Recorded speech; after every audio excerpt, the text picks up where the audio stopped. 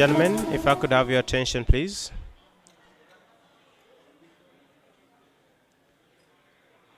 I would like to call the meeting to order. If you still haven't found your seat, may you kindly do so. If you're grabbing something to eat, I would request that you do that and go back to your station so that we start.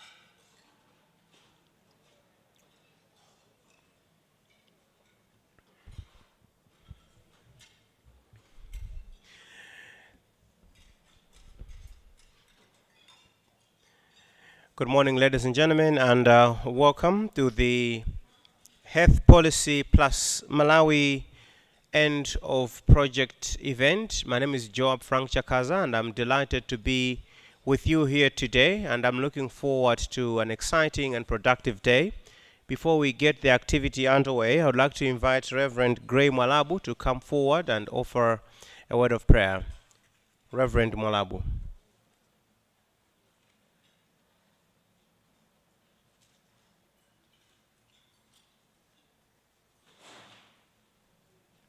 Let's bow our heads as we together pray this morning. Our Father and our God, we are so grateful for the gift of life that you've given us. Thank you for the travel mercies. We thank you for your grace that has enabled us to gather together as we celebrate the 6 years of implementation by HP Plus Malawi. We thank you for the various stakeholders that are here gathered, and we pray for your grace, we pray for your leading, even as we together share the key results and approaches emanating from the 6 years of implementation. And we pray that at the end of the day, we will all contribute towards the further acceleration of the achievement of the health and the development goals for our nation. And this we ask in the name of the Father, the Son, and the Holy Spirit, one God, blessed forever. Amen.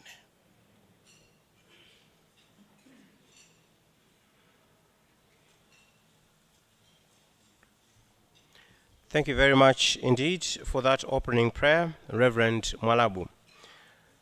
Let me recognize the presence of our guest of honor, the Principal Secretary, Administration, Minister of Health, Mr. Beston Chisamide, the Deputy Director, Planning, Minister of Health, Dr. Gerard Mantalu, the Deputy Director, Reproductive Health Directorate, Dr. Henry Piri, and all government officials that are present here, honorable members of Parliament that are here,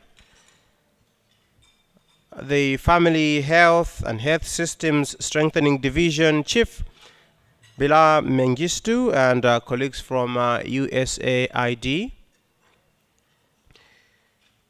The project coordinator, HP Plus Global, and Vice President Health Palladium, Dr. Sunita Sharma, and all those who've been working on the HP Plus project. Not forgetting Olive Ntema, Country Director for HP Plus Malawi.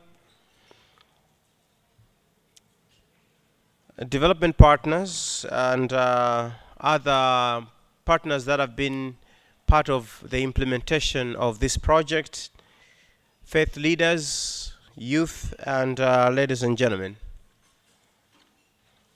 Today is a sad day. Today is a happy day. It is sad because today we are witnessing the end of a 6-year project that has worked tirelessly to improve and advance health policy implementation and financing at different levels. It is a happy day because today we celebrate the achievements that have been chalked in the past 6 years or so. That is why today when you are coming in, you must have seen the displays that we have put around in this room. This is a celebration of things that have been achieved under this project. Ladies and gentlemen, we all recognize the importance of a healthy citizen, and we all recognize the fact that the health system in Malawi faces huge and monumental challenges.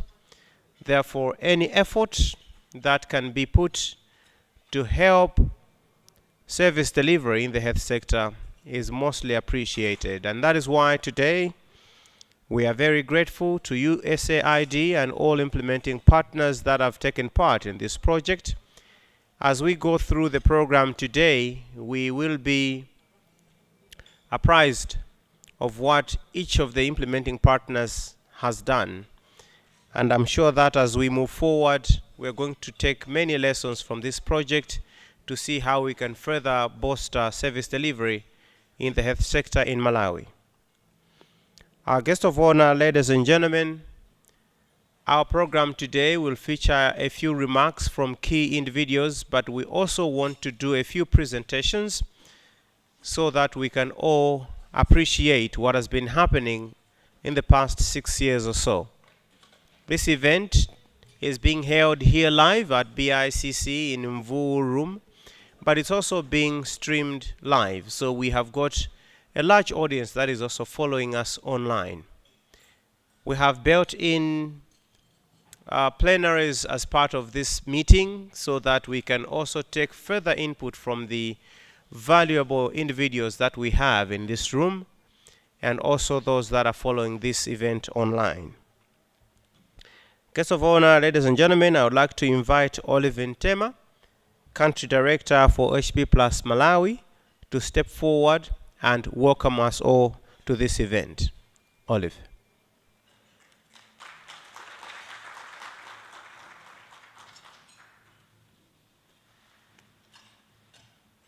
Thanks, Joab. Good morning, everybody. The Principal Secretary, Administration, Minister of Health, Mr. Benston Chisamire, the Deputy Director Planning, Dr. Gerard Mantalu, the Deputy Director Reproductive Health, Dr. Henry Piri, honorable members of Parliament here present. We are expecting the Speaker of Parliament, Honorable Madalitso Kazombo, and the Chair of Committee for Health, Honorable Ngwali. The Family Health System Strengthening Division Chief at USAID, Bila Mengistu, and the Project Director for HP Plus Global, Dr. Sunita Sharma, who is also the Vice President of Health Practice at Palladium. Development partners present here and our fellow implementing partners here present, our faith leaders, the youth, I've seen a lot of youth here, and also the media. Ladies and gentlemen, welcome to our end of project for the health policy project, which has run from 2015 to present. I know some are saying 6 years, but we're almost there. In September, we'll clock 7 years. So it has been a 7-year project. And I would like to thank each one of you for being here with us in person and online. I know a lot are following us online. We are very pleased to be able to welcome you at this event and also for being with us for long. All of you, we have collaborated in one way or another. As you can see all the displays, we have worked with different stakeholders. So we are happy that we are able to host you today.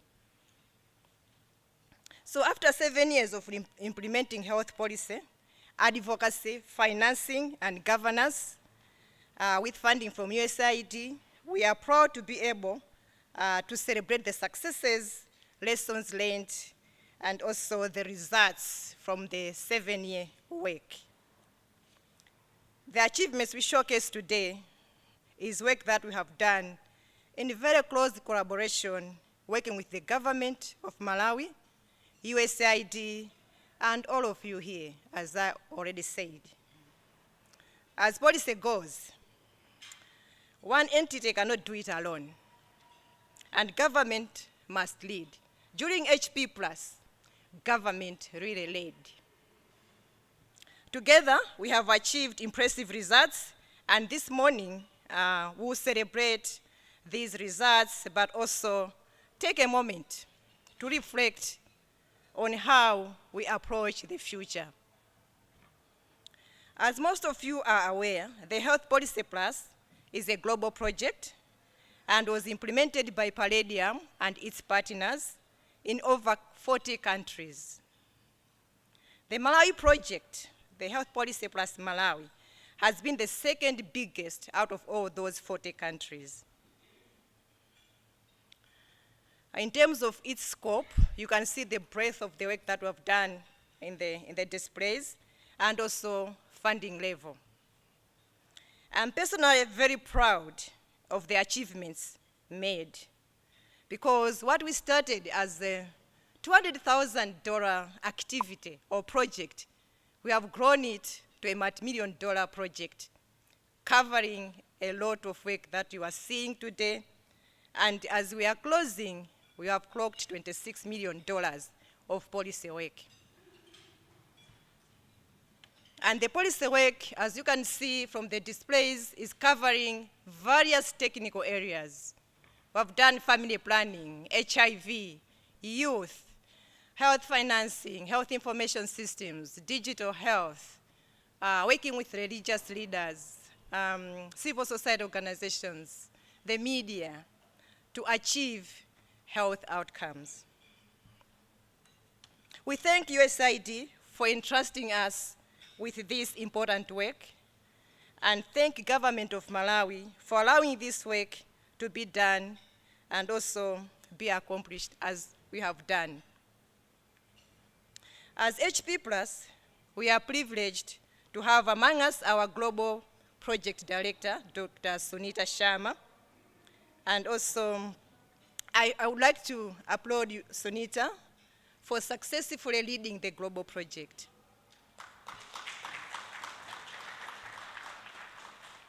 And Sunita has traveled all the way from Washington, DC, to be with us today to participate in this important event.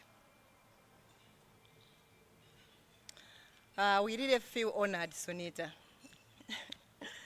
So our guest of honor, ladies and gentlemen, allow me at this point to ask Dr. Sunita Sharma to say a few remarks.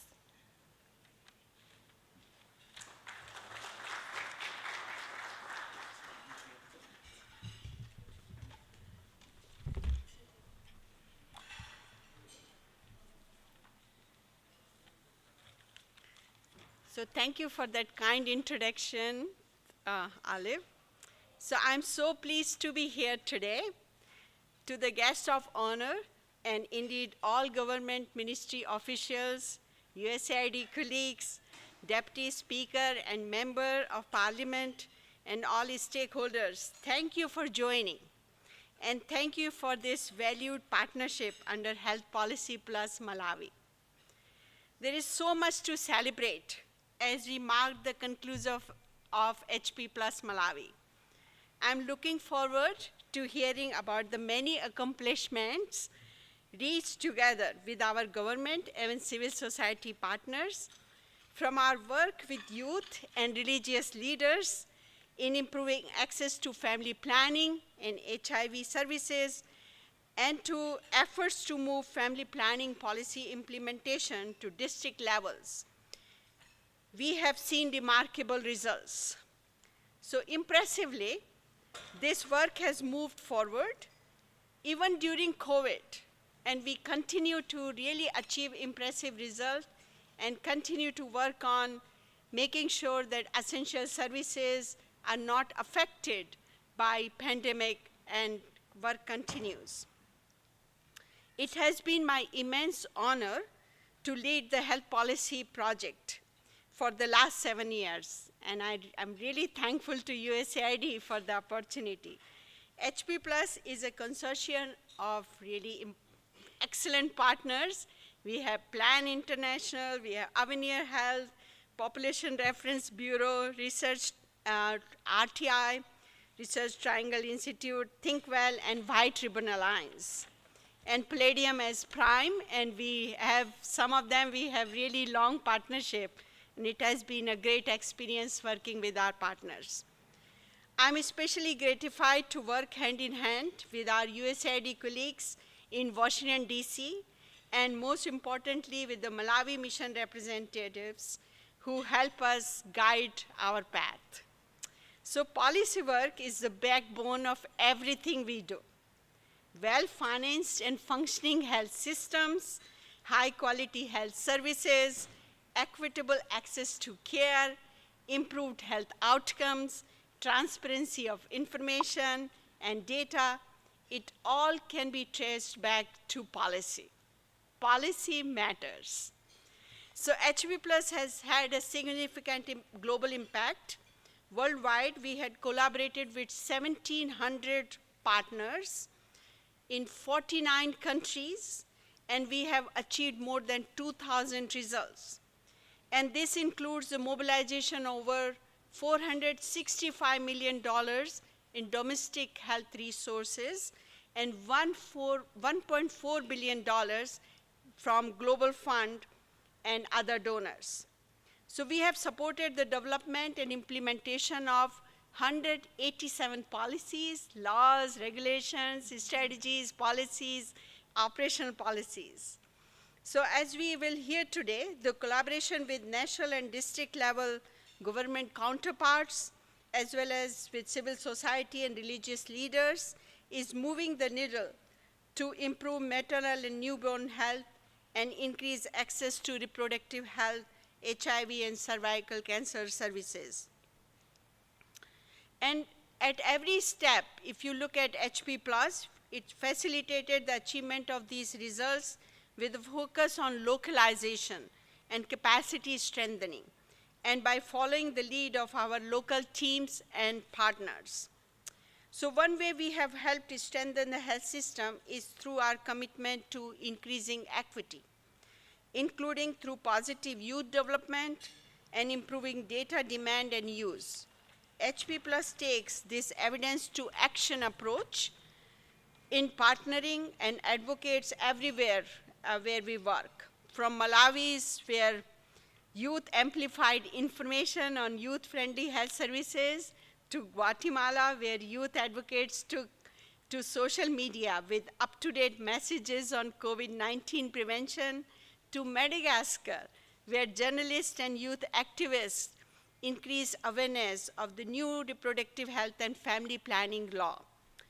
So in each country, the issue is unique, but HP Plus has been positioned to listen, learn, and adapt our tools and approaches to support the goals articulated by our local partners, and to ensure they are appropriate, contextualized, locally owned, and sustainable. So I'm looking forward to hearing more from Olive and her team so we can shine a light on our partnership in Malawi. So thank you very much, and it's really great to be here, and really thank you very much to USAID for the opportunity.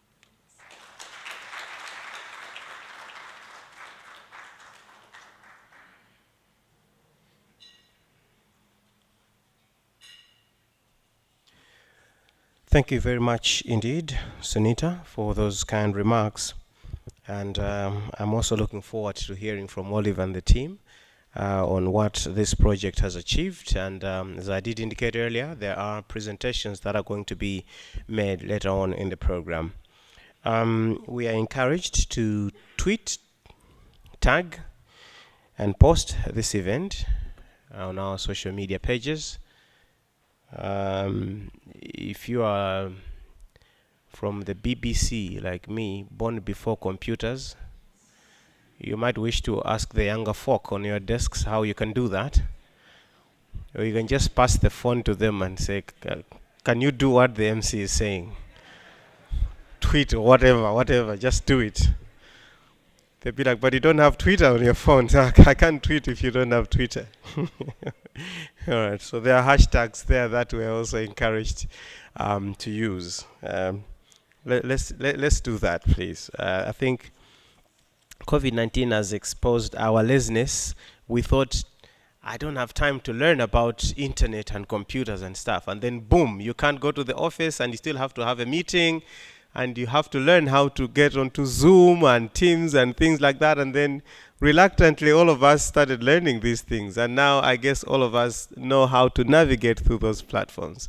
So that's where the world is going. Let's also move with the world. So let's share about this event and let's celebrate with the rest of the world what Malawi has achieved by tweeting and tagging each other and posting on our social media pages on Twitter, Facebook, Instagram, and all those.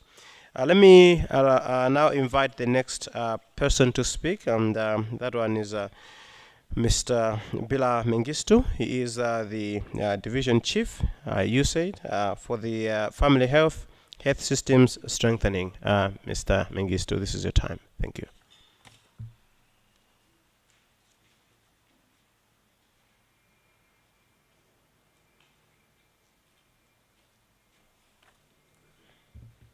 Good morning, everyone. Principal Secretary for Health Administration, Mr. Benston Chasmile, Deputy Director for Reproductive Health, Dr. Henry Fury, all senior government officials, members of press, ladies and gentlemen, all protocols observed. Good morning. On behalf of the US government, I'm happy to be here today to mark the closeout of the Health Policy Plus project. This event is an opportunity to celebrate the progress we've made together, reflect on what we have accomplished and how we did it, and reaffirm our commitment to continue to advance towards a healthier population. The US government, through the US Agency for International Development, or USAID, works hand in hand with the Malawian government to expand health services, particularly to the most vulnerable and disadvantaged communities. Over the past 2 decades, the government of Malawi has made great strides towards improving health services. However, there is still significant work to be done to achieve Malawi's vision of universal health coverage with quality, equitable, and affordable health care for all Malawians. Through the Health Policy Plus project, USAID has partnered with the Ministry of Health to develop and implement a health policy agenda in line with the development goals outlined in Malawi 2063. Together, we have strengthened policy implementation and monitoring, improved governance, health systems, and sustainable financing, and increased multisectoral engagement on family planning and reproductive health, HIV, and population and development issues. Our partnership has been pivotal for advancing policies that have led to better care and access to health services for women, children, and families. I would like to highlight examples of the milestones we have achieved together. USAID supported the Ministry of Health to launch a costed implementation plan for family planning for 2016 to 2020 and helped to decentralize implementation to the district level. In July of 2021, Malawi achieved a contraceptive prevalence rate of 60%. We teamed up with the Ministry of Health to strengthen national and district level stewardship of the condom program and supported the rollout of a condom reporting tool to various districts in Malawi. We worked with the Ministry of Health to develop the Digital Health Roadmap for 2020-2021. The roadmap was used to develop the digital health strategy and is now contributing to the development of Malawi's digital health policy. We supported the initiation of the 2017-2022 Monitoring, Evaluation, and Health Information System Strategy. This strategy has led to improved facility data management, more staff trained in data analysis and use, and extended national data quality support and mentorship in targeted districts. We helped launch the Respectful Maternity Care Charter in January of 2021 to advocate for the employment of additional nurses and midwives to improve outcomes for mothers and babies. These are just a few of the many examples. I would like to convey our sincere appreciation to the Health Policy Plus team for your work over the past 7 years. I would agree with Olive. Your dedication has contributed to improvements in access to quality health services and helped to strengthen supply chain management and good governance and health infrastructure. On behalf of the US government and USAID, we are committed to building on the progress that has been achieved and continuing our partnership with the government of Malawi to develop and implement evidence-based health policies and strengthen health systems. We are confident that our continued collaboration will move us closer toward our shared goals of preventing child and maternal deaths, controlling the HIV/AIDS epidemic, and combating infectious diseases. A healthier and more self-reliant Malawi is within reach. Thank you, Zikomo Kwambiri.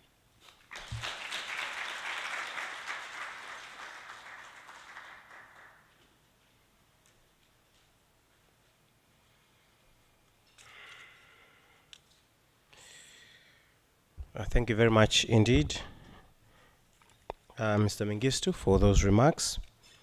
And now I would like to invite Olive to come forward and just give us an overview of the HP Plus project. I will call you later on to give us a bit more details, but for now we just want to get an overview of the project. Olive.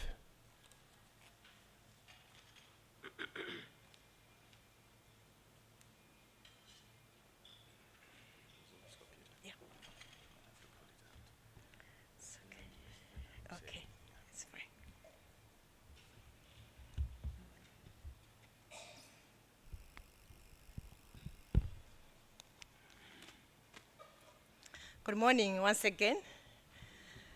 Yes, I'll provide the overview of the project, and then my colleagues, Sandra and Atamandike, will come later to provide the details.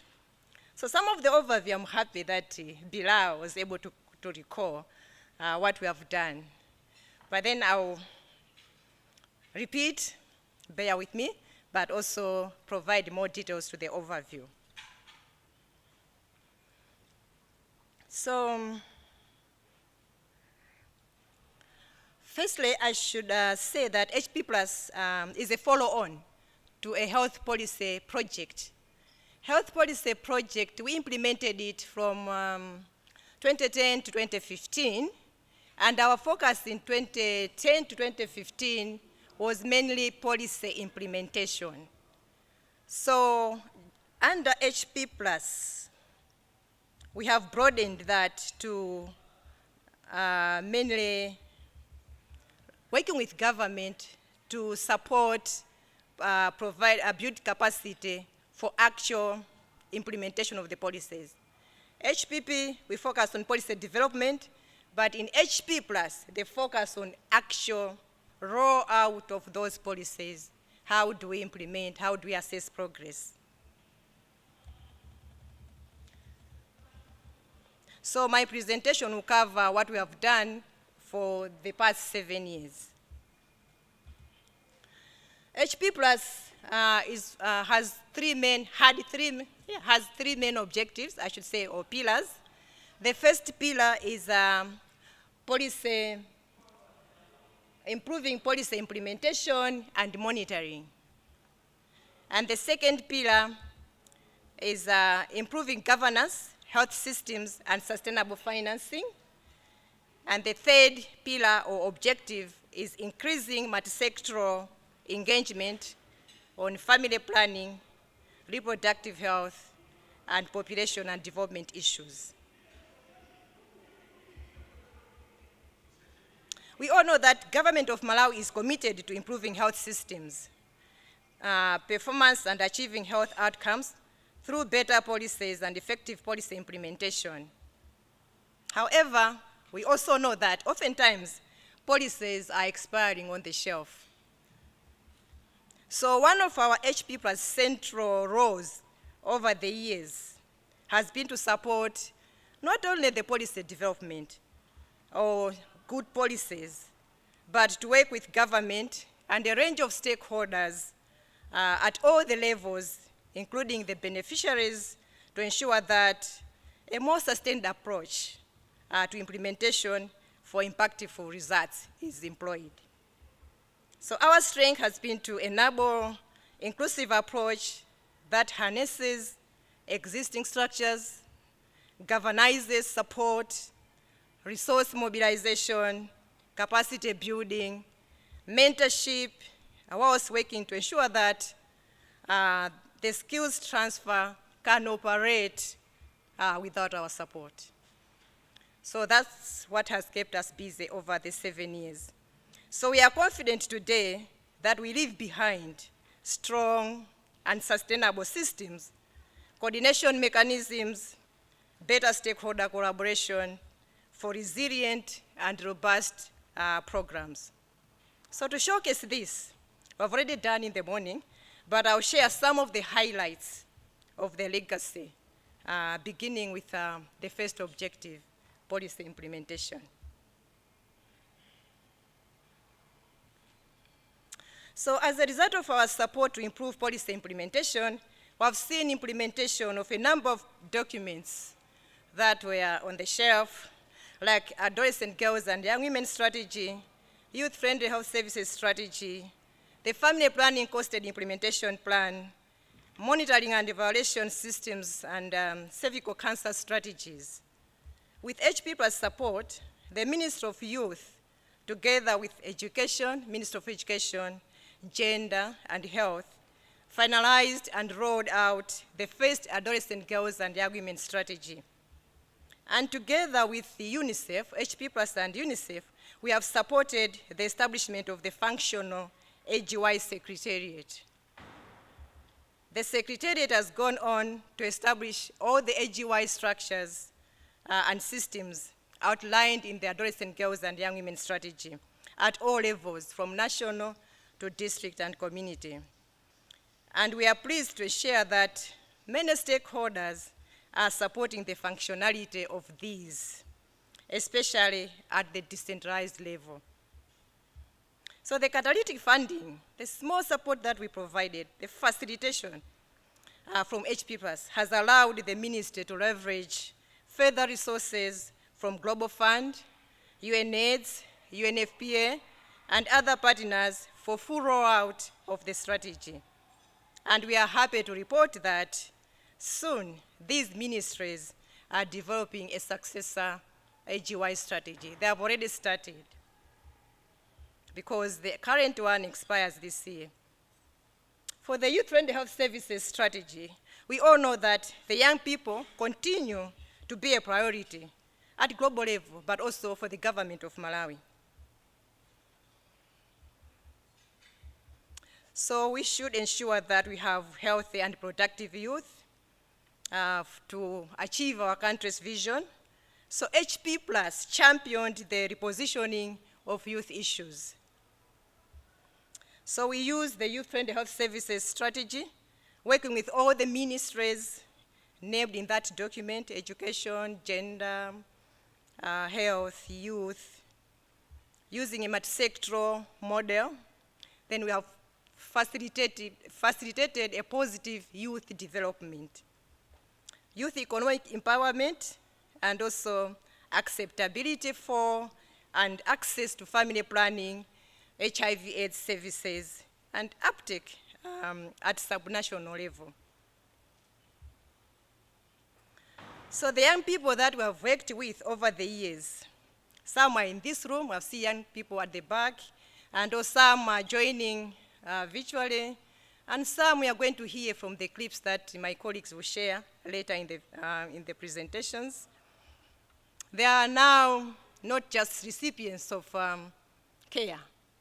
They are not passive recipients, but now they are better equipped to demand sexual and reproductive health and rights services. We have seen them participating in policy dialogue and can now hold their own dialogues at different levels, national level, some at international level, and at community level.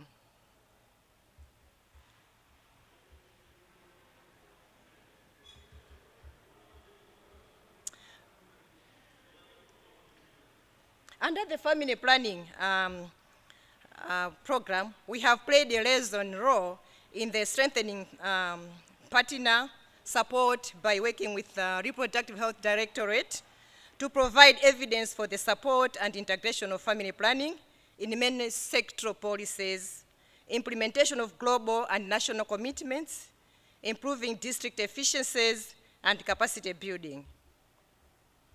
And through the work that we have done, we have seen government lead national family planning program to transcend it beyond health and place it high on the development agenda, including the Vision 2063. Government has utilized the costed implementation plan as a resource mobilization tool and as a priority setting document that is set in achieving both health and development outcomes. At the decentralized level, we have witnessed some of the districts that we have worked with allocating domestic resources towards family planning, and also including family planning activities in their district implementation plans, because they better understand policy and the benefits of family planning on longer-term health outcomes.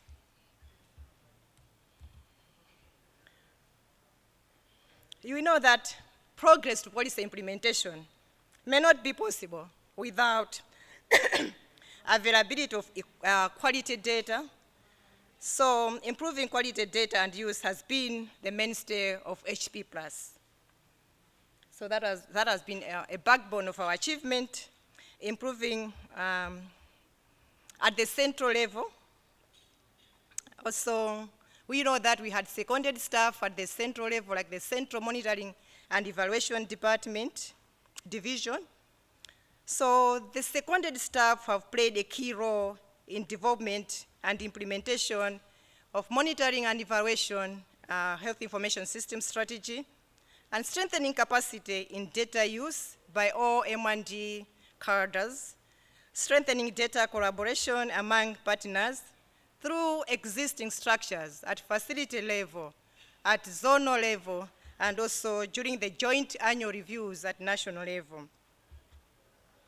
And also providing that quality data required for strategic investments within the health sector and across multiple programs. So as government continues to address eminent health outcomes, cervical cancer is also coming into the play. So addressing cervical cancer in an integrated manner is high on the agenda at global level, but also at country level in Malawi. As we are aware, cervical cancer is the leading cause of cancer death among women in the country. In 2020 alone, 37% of all new cancers among females were cervical cancer. So our project HP Plus provided technical support to Ministry of Health to ensure that there's integrated approach to cervical cancer programming.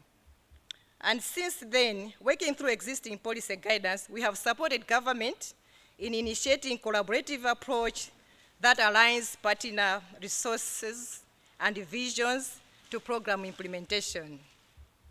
So through the establishment of the cervical cancer coordination mechanisms, the RHD, Reproductive Health Directorate, and HIV and AIDS Department have developed tools, indicators, and successor strategy. So that what we have now, I think you've just seen the cervical cancer strategy on the, one of the booths. What we have now as the cervical cancer program is really stronger than what we had 3 years ago. So results from the supportive supervision, data quality assessments with ITEC, like partners like ITEC, CHAI, and others, and many other partnerships have informed improvements in the management of cervical cancer that will assist women throughout Malawi. So those are some of the key policy highlights. I'll go on to the second pillar, improving governance, health systems, and sustainable financing.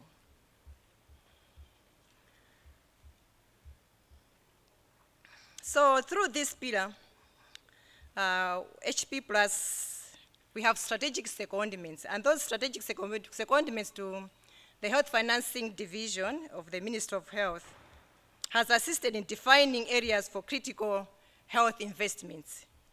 Our work has enabled government to conduct analysis of national health accounts, investigate options for health insurance, options for paying services, and also support the design of health financing reforms and strategies, whilst imparting these needed skills to counterparts as they work together on tools development, analysis, and also resource mobilization. As the health sector invests more in digital health, our support to the newly established Digital Health Division of the Ministry of Health has been to ensure that there is harmonized government and partner work plan to achieve investments. We have supported the development of the national work plan. We call it harmonized work plan to improve interoperability of digital health systems. And we are now working towards development of the digital health policy.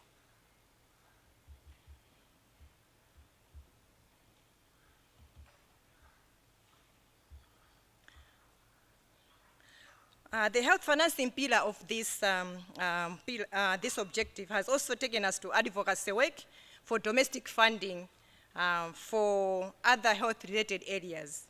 Through collaboration or through collaborative efforts with civil society organizations, our youth champions, members of parliament, we have yielded increased domestic resources mobilization for family planning.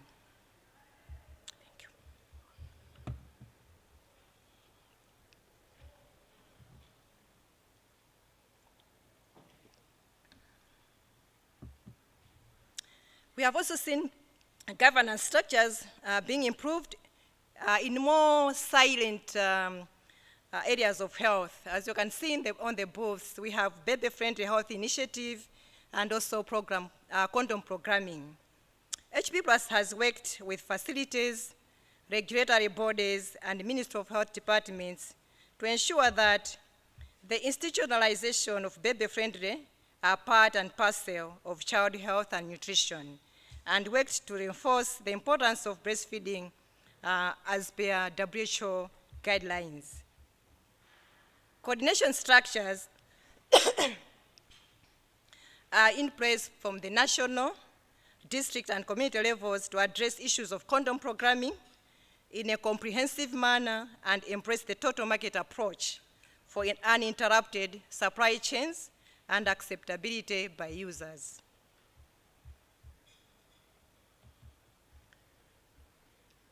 So over the years, we've seen policies have increasingly become cross-sectoral, recognizing the interlinkages between, across, and among its different sectors to realize sustainable results.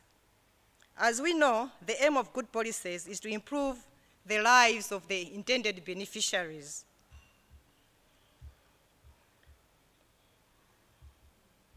So at HP Plus, we promoted the use of data, we promoted the use of evidence to demonstrate interlinkages and also to substantiate advocacy and policy development, whilst facilitating a shared approach to implementation.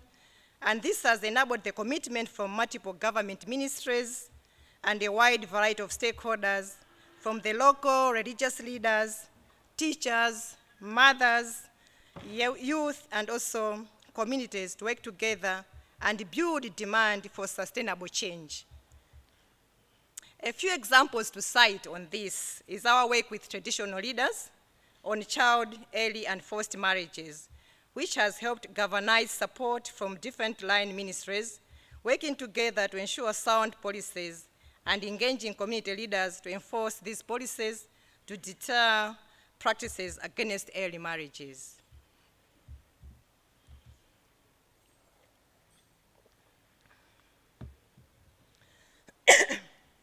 So working with faith leaders, we have also achieved integration of family planning, reproductive health, and population and development in religious structures. And more recently, we have moved from integration of population family planning in religious. We worked with the religious leaders to integrate HIV in their structures. So we worked with the religious leaders, trained them in messages of hope, and disseminate on the ground. Also working in HIV testing, HIV treatment adherence, and care services. The religious leaders were happy that within a 6-month period, they were able to bring back to care the defaulters, like 3,927 defaulters, just in 6 months. So through our continuous engagement with religious leaders and linking them with Ministry of Health and other partners, religious leaders today have become a trusted key partner in implementation of health and development programs. So what should the future look like beyond now? As we look forward, there's need for government and partners to sustain the momentum. The momentum is there now. Let's sustain it. Continue to use policy to plan and guide implementation. Embrace an inclusive approach for increased buy-in to policy implementation, and also using existing structures in places at all levels. We have the structures. We also know that every one of us has a role to play. So invest in more in multisectoral efforts and coordination to maximize the gains, engaging all actors on the ground using updated data for decision making. Continue mentorship and oversight to district levels, and also special interest groups like the youth that we've worked with. Continue to emphasize on individual and institutional capacities to use evidence for decision making at all levels of the health system. Advance meaningful engagement of young people in policy processes from development to implementation. So the 7 years of HP Plus project implementation has been extremely rewarding. As a policy project, we have achieved a lot of great results. I congratulate my HP Plus colleagues, both in country and global level. We applaud government of Malawi for the willingness, flexibility, and commitment provided throughout the 7 years of the project to achieve these results. And we acknowledge all our partners, some shown in this slide, but it's not exhaustive, for the strong collaboration enjoyed, contributions made, and also cost-sharing efforts to achieving common policy goals.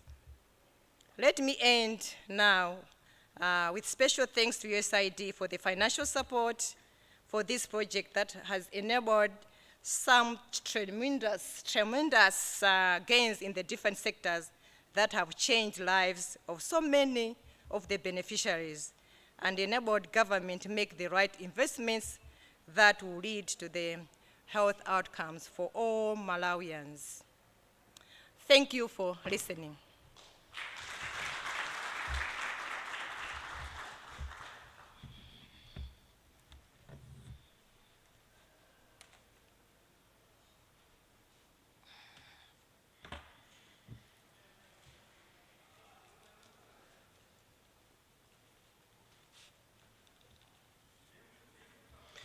And let's also give a round of applause to Olive for ably managing this project. Thank you so much. Thank you so much. We really appreciate and we admire your commitment to this kind of work. We're going to learn, we're going to appreciate more as we go. As I did indicate, there are several presentations that are going to be made, but this was more like an overview, and you can understand for a 6 to 7 year project, there's a lot that has been done, and you have to present that in a most concise manner that you can. So this is the best that you could do, but still there's a lot that has been left out. So thank you so much for that presentation, Olive. Let me now invite our guest of honor, Mr. Benston Chisamire, Principal Secretary in the Ministry of Health Administration, to come and address us, our guest of honor.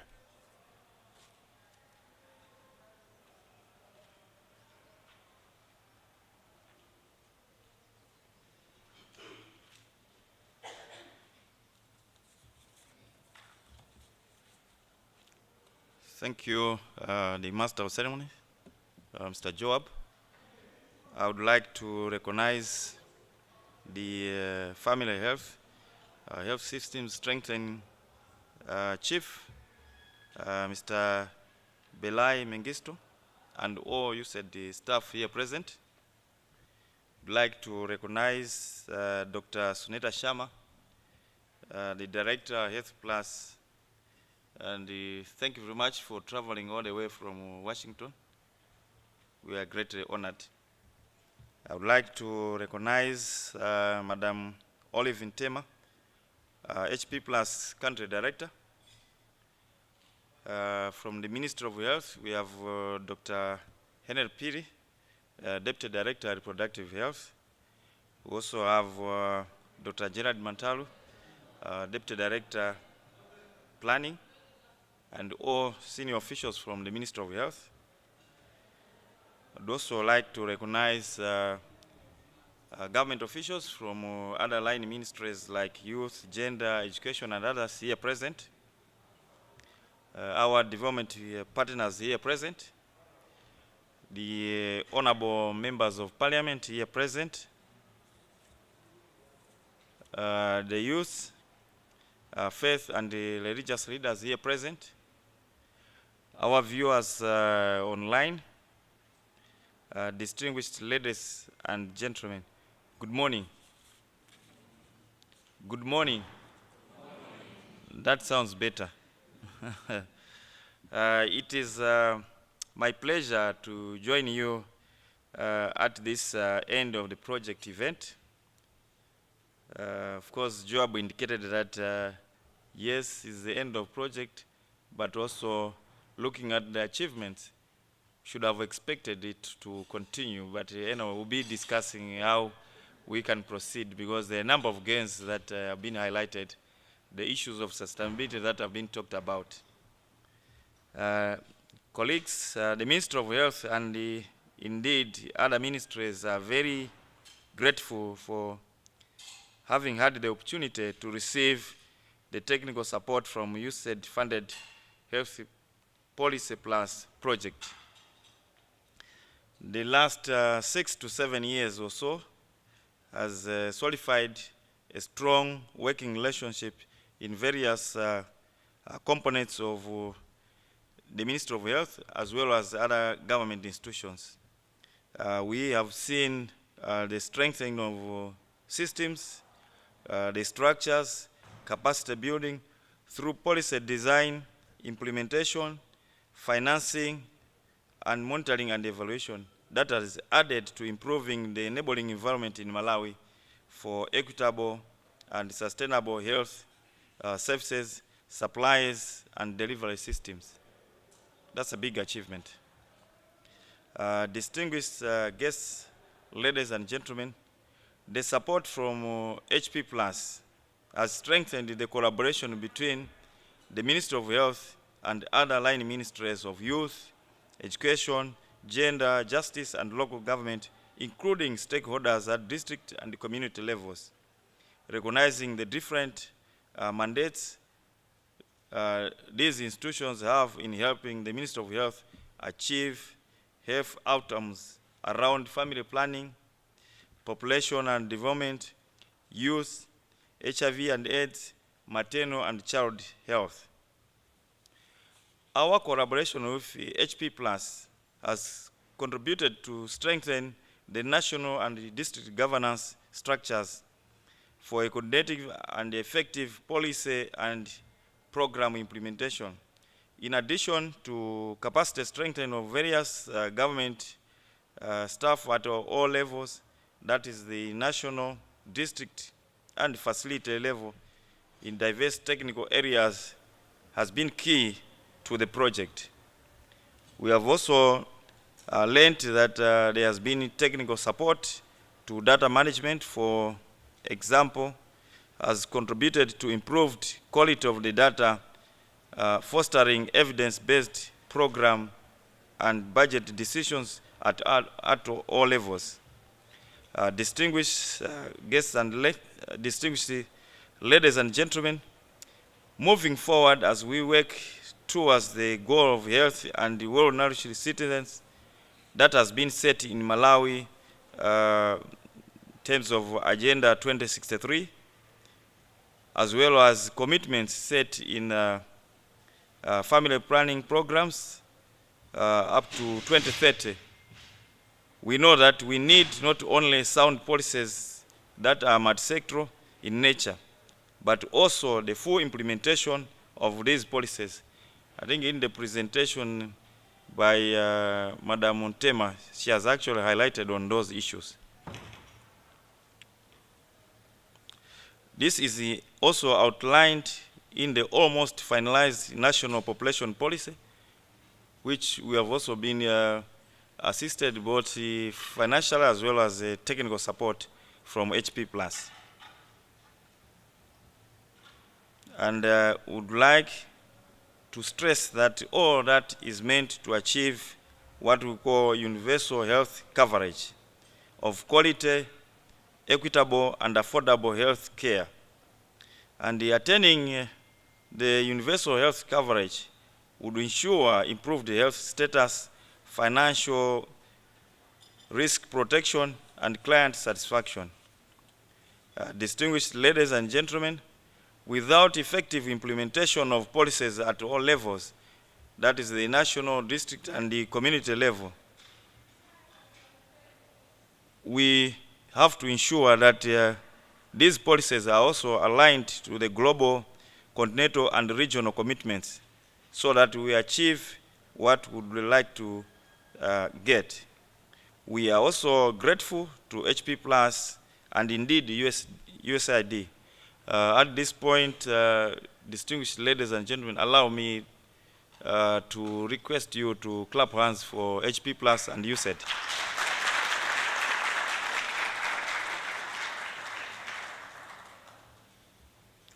Indeed, HP Plus through USAID have done a lot, and we would like to sincerely thank them.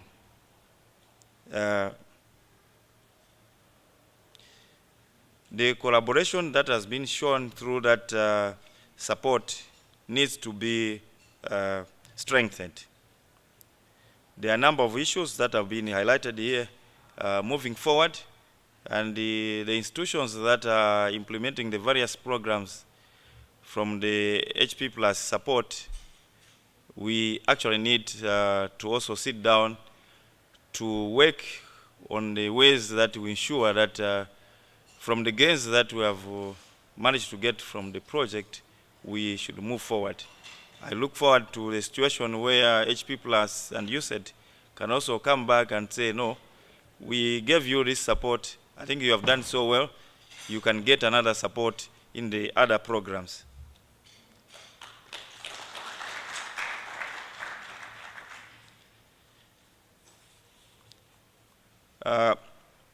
Colleagues, with the departure of HP Plus, I would like to appeal to all partners to align their support to these government goals that we have highlighted and strategies so that we do not feel the big gap that HP Plus leaves behind. We cannot achieve our stated goals without the support of all stakeholders.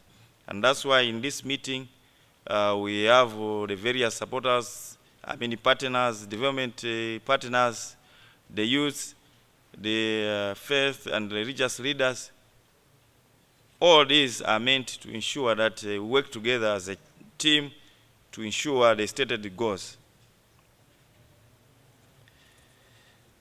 And as I earlier on mentioned, from this project, I look forward to the sustainability of the gains that have been achieved over the 6 to 7 years or so. In conclusion, I would like to thank USAID through the Health Policy Plus project for the support that they have provided and they continue to render to the government of Malawi.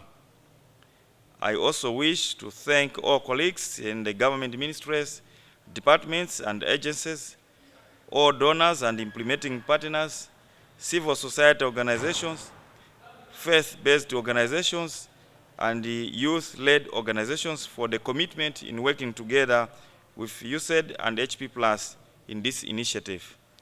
With those remarks, I wish to sincerely thank all of you for your attention. May God bless us all. Thank you very much.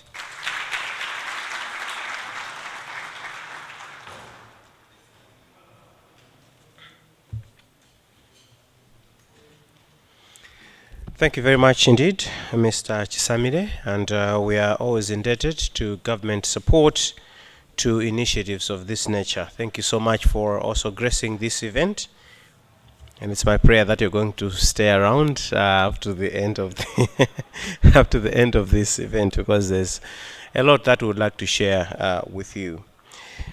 Now, if you are addicted to coffee like me and you take 27 cups of coffee every day, I'm sure you must be looking forward to having another cup. And for that, we'll take a 10-minute break and we'll be back to continue with this event. There are refreshments that you can have, water on your tables, and some fruits and cakes back there. But if you just want to walk about and stretch, that's also okay. You might also want to take a few minutes to go and visit the pavilions that we have put up. Those are for you, so that you should appreciate what this project has achieved. And that's 10 minutes exactly, ladies and gentlemen. My watch says 5 minutes past 10, which means we're back at 10:15. So let's come back at 10:15 so that we can continue. Thank you so much.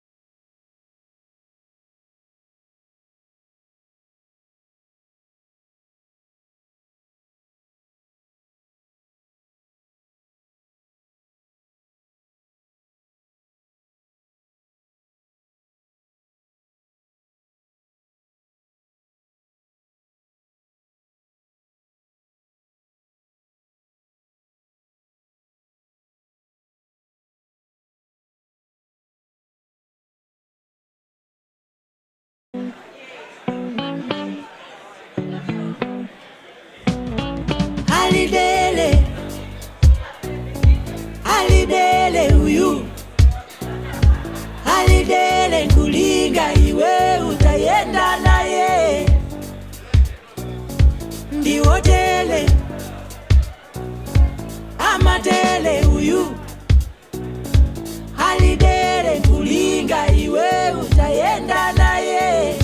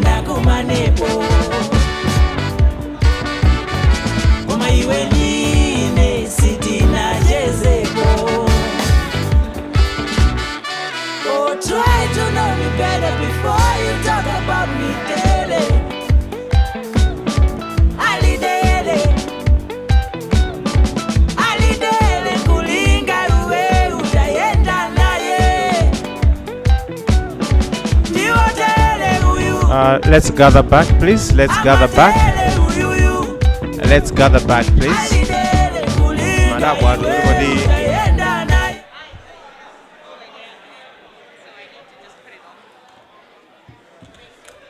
You're welcome. I have nowhere to write, so I will be writing on it.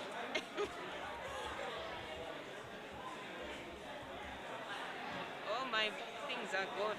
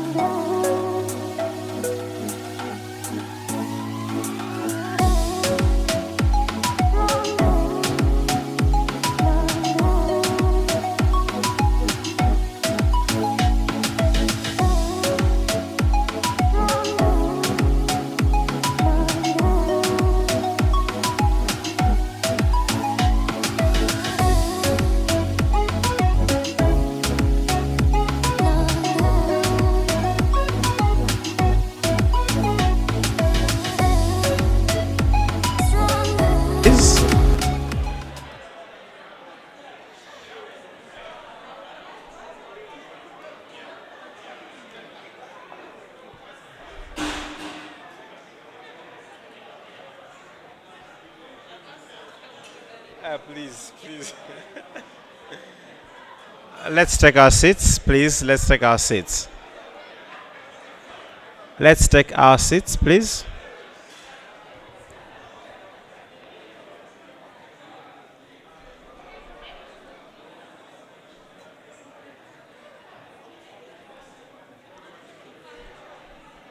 Thank you so much.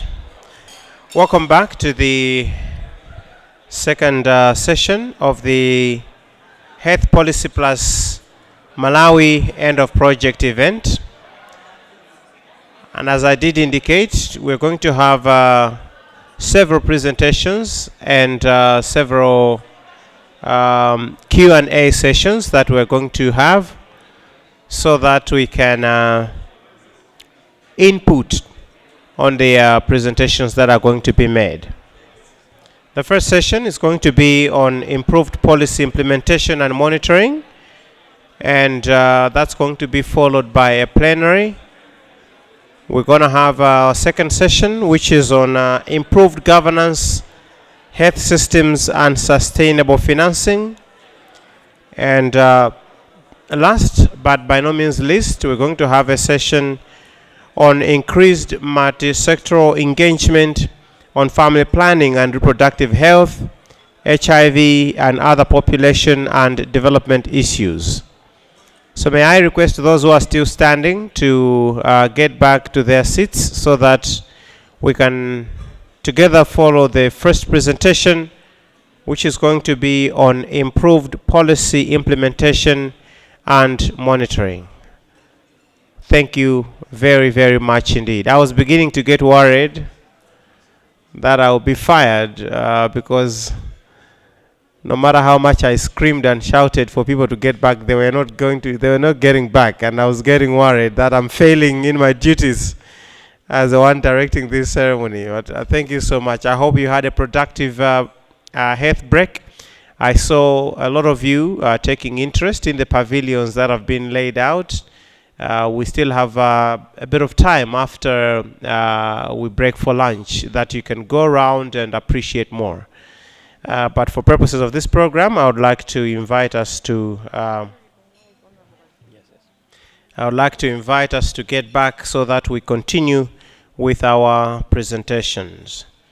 Let me recognize the presence of the Deputy Speaker of Parliament, Honorable Madalitso Kazombo.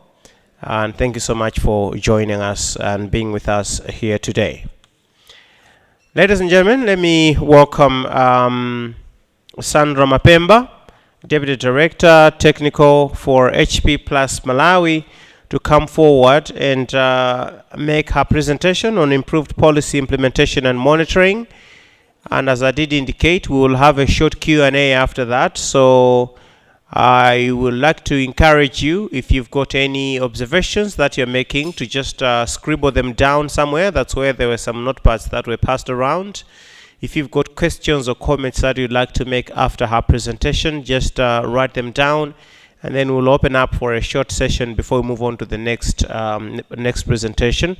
And that is also a note to those who are following us online to also take note of any points that you want to raise and drop them in the chats section so that we can read them out or recognize them when the appropriate time comes. Ladies and gentlemen, let's pay attention as Sandra comes and makes the first presentation. Sandra.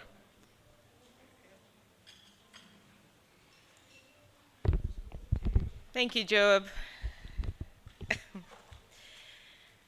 Okay. So welcome back, everyone. As Job said, we hope you've had a productive tea break, stretched the legs, get the energy back up into the room, refreshed, and we're ready to take you down the story that HP Plus has made over the 7 years.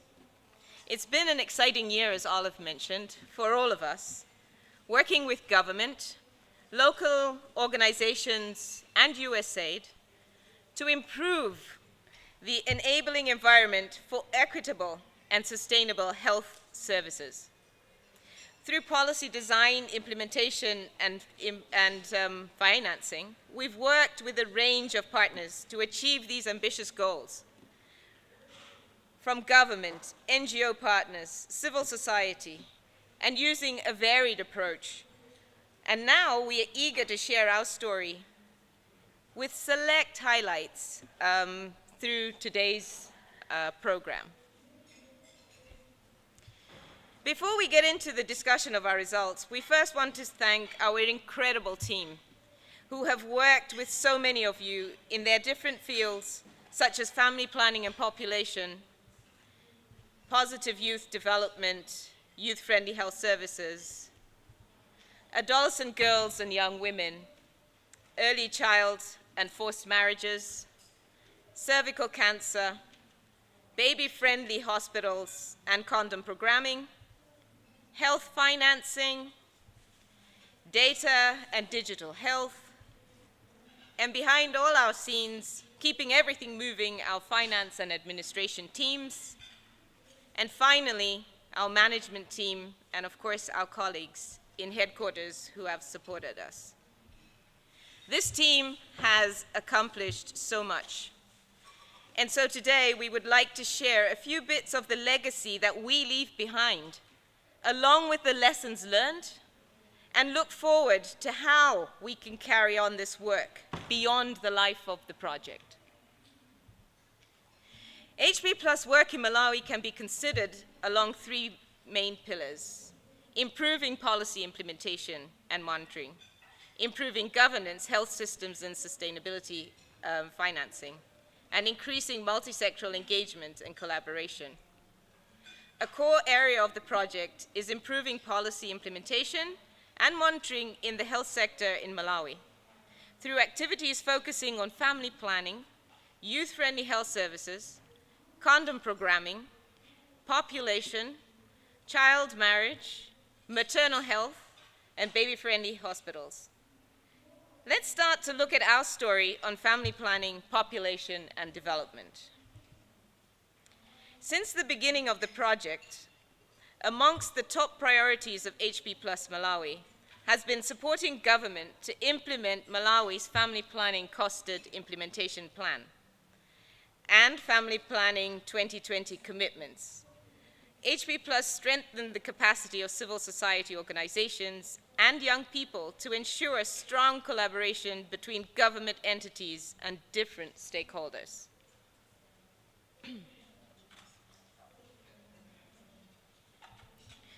To ensure evidence-based advocacy and accountability, HP Plus supported the Reproductive Health Department to develop the Costed Implementation Plan Dashboard, as well as strengthen the capacity of family planning coordinators to capture and analyze data from the district health information systems, whilst working at the central level to monitor the implementation of the CIP dashboard. The dashboard tracks progress on the different impact and outcome indicators of the Costed Implementation Plan.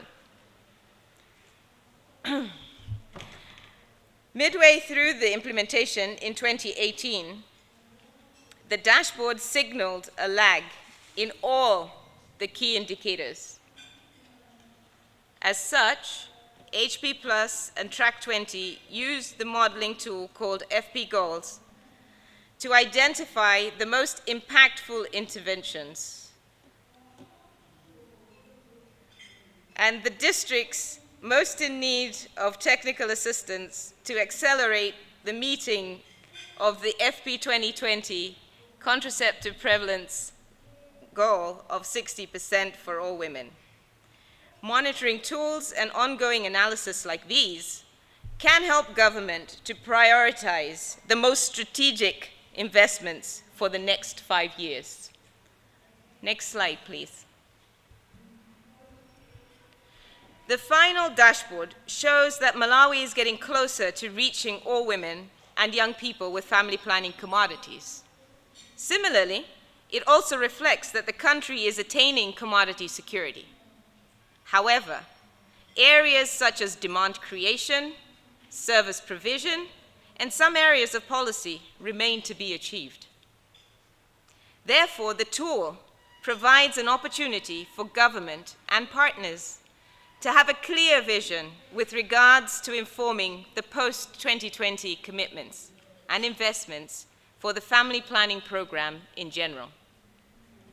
Our activities have not been limited to the national level, where alongside the CIP implementation and dashboard, we provided technical support to the Reproductive Health Department to the development and implementation of the Family Planning 2020 commitments made in 2012 and renewed and extended in 2017 to be implemented at the district level.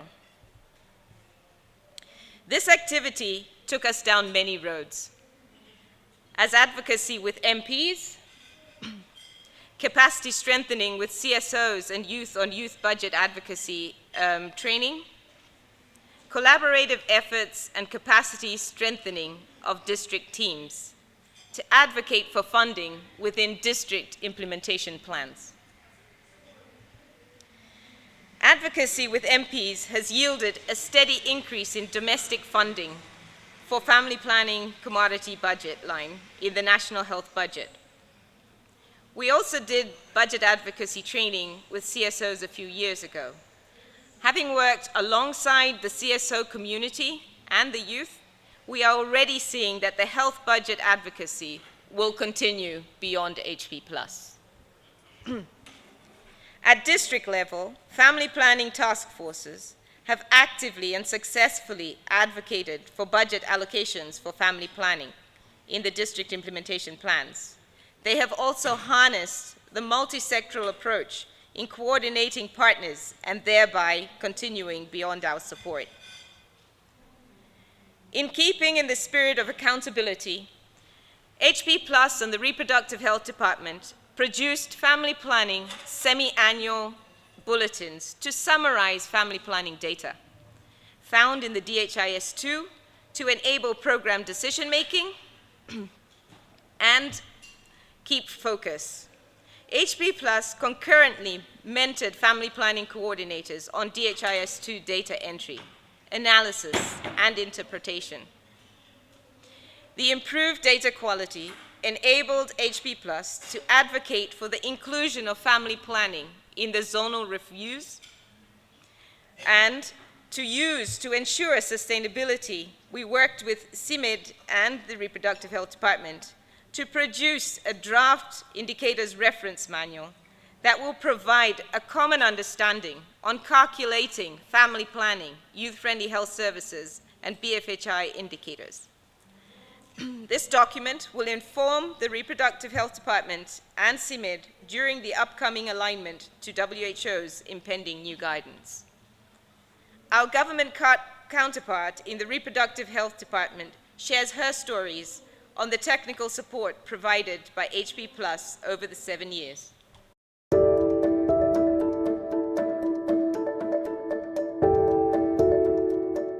I'm Mary Mlombe Piri. I'm a Chief Reproductive Health Officer responsible for the National Family Planning Program. So I'm the focal person, the Malawi country focal person. I'm based at the Ministry of Health, but specifically the Directorate for Reproductive Health Services. This is a coordination unit where we coordinate the implementation of sexual reproductive health and rights services. And now for me is the family planning programming in Malawi. So the key changes that I've seen is actually the first thing as a focal person. I've been actually institutionalized to ensure that we have updated policies. And these policies should actually, policies and roadmaps or implementation strategies, and that these should actually, we should actually align our day-to-day activities in line with what is in the, our policy documents. And ensuring that whatever we are doing, we aim at achieving results. So that's one. And also in issues of how to write the develop policies, developing of the policies, developing of the roadmaps, proper planning, prioritization, advocacy issues, securing funding, resource mobilization, coming up with the technical reports, all those issues that can also outline as the major achievements. We have had other outdated documents, but with their support, as the project will be winding, we'll have the updated documents that will actually be using them, rolling them to maybe the next support that they are actually providing in the next funding projects.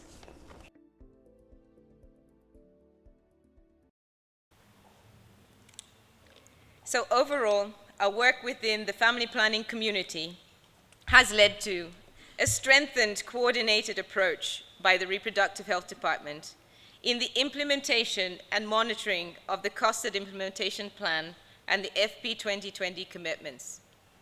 Capacity building at district level in data entry, application, and analysis. District rollout of the Costed Implementation Plan. And continued mobilization of domestic funding for family planning commodities by different stakeholders. Within the Reproductive Health Department, we also worked on the implementation of the government's 2015-2020 Youth-Friendly Health Services Strategy. Overall, the Youth-Friendly Health Services Strategy was designed to evoke a multisectoral approach that instilled leadership of youth to increase access to sexual reproductive health information, services, and skills building in a manner that is acceptable, appealing, and appropriate for all youth. This led us to actively encouraging meaningful youth participation, whilst also supporting government with monitoring through the development of the integration of youth-friendly health services elements in the DHIS2. This was complemented by supporting timely and accurate reporting by youth-friendly health services coordinators and data reviews during national youth-friendly technical working groups and joint zonal review meetings. This approach led to reporting rates increasing immediately after training youth-friendly health services coordinators and HMI officers in June of 2017, from 13% to 75% in July 2021. This trend has continued to rise, and is reported in the semi-annual Youth-Friendly Health Services bulletins shared to all. Consequently, Youth-Friendly Health Services coordinators are now using a similar template to report to the Reproductive Health Department on a quarterly basis. The biannual bulletins and quarterly performance rankings motivated the districts to improve reporting performance. Further, some districts have used the improved data to adjust their programming to more effectively reach young people who need them. This timely, accurate, and quality data shows the increase of access to youth-friendly health services. I will now share some of the other poignant activities we did around the Youth-Friendly Health Services strategy. HP Plus modeled the rollout of the YFHS strategy at the grassroots level to engage and empower youth to increase the access of youth-friendly health services, whilst also participating in the policy process, skills building, and be a part of the implementation. The aim was to fully engage the community in the implementation of the YFHS strategy. This included the use of YFHS facilities as skills building centers, introducing gender awareness and transformative approaches, leveraging support structures such as mother groups, sensitizing community members and leaders while demystifying youth-friendly health services and changing social norms through community radio programming.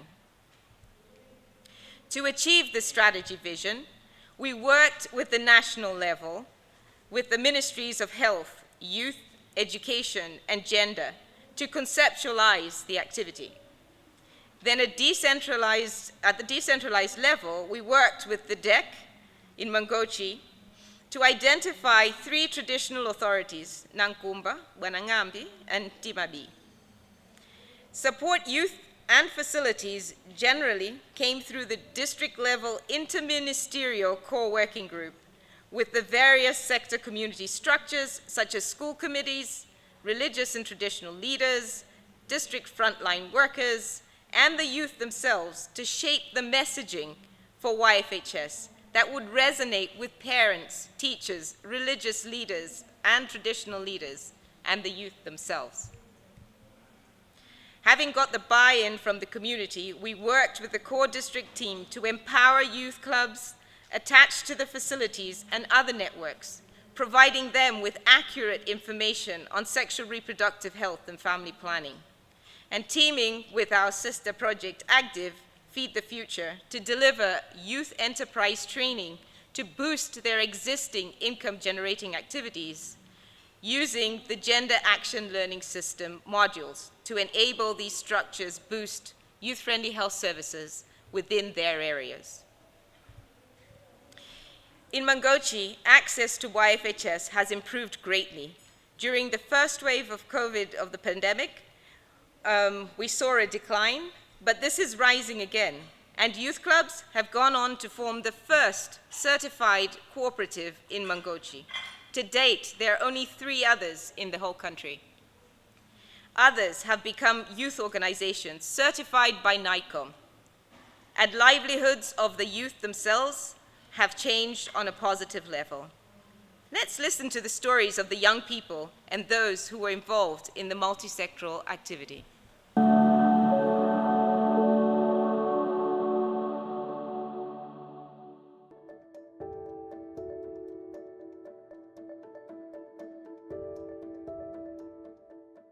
Dzina langa ndine Bilani Maxoni amene ndili wa pampando wa Tema Honey Cooperative. Ulendo wathu tisanafike pa Tema Honey Cooperative tinachokera ma youth club level. Pasi panakumba youth network imene ma youth club opitirira 60 chakuti. Ma youth club 60 chakuti ma youth club ena timapanga ma business osiyana-siyana, for example aulimi wa njuchi. Komano anali timaulimi ting'ono kuchokera ma youth club level timene sitidaphunzitsidwa ngakhale bungwe linali lonse. Timakolola ngakhale dali zochepa mabezi nali zapasi choncho. Kutabwera HP Plus imene ali partner yathu idationabe kufunikira kwathu kwa business osiyana-siyana amene timapanga. Ngakhale be adabwera ndi program ya youth friendly health services imene imathandizira chinyamata kukatenga zithandizo zosiyana-siyana za kuchipatala.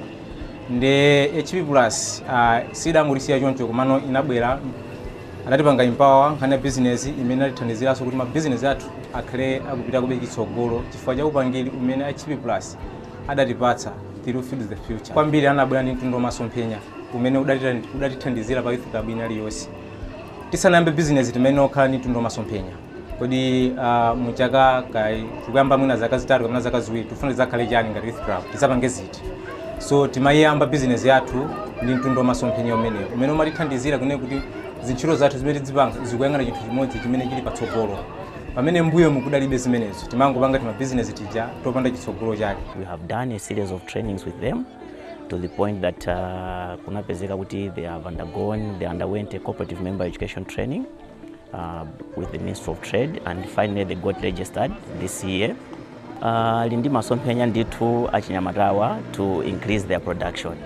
Masomphenya athu aife atema cooperative tufuna tibange factory imene iziliyusira uchi wochuluka umene sozilipezesa phindu komanso na kwa ife achinyamata tufuna tizilembe ntchito factory imeneyi kuti kwaniritse masomphenya aboma amene akufuna zoti achinyamata tikhale odzidalira patokha komanso tipeze chochita. When the window of AGCOM came through anatifikira kunena kuti ataona mwayi kunena kuti AGCOM ikuyitanisa magulu achinyamata kuti apange apply a grant. So when they came, they approached us, we sat together nakambirana kuti what is that they are looking for kuti afikire masomphenya awo. Never possibility is one thing the one of the yomwesedza thandizire sobayani pa factory yetu.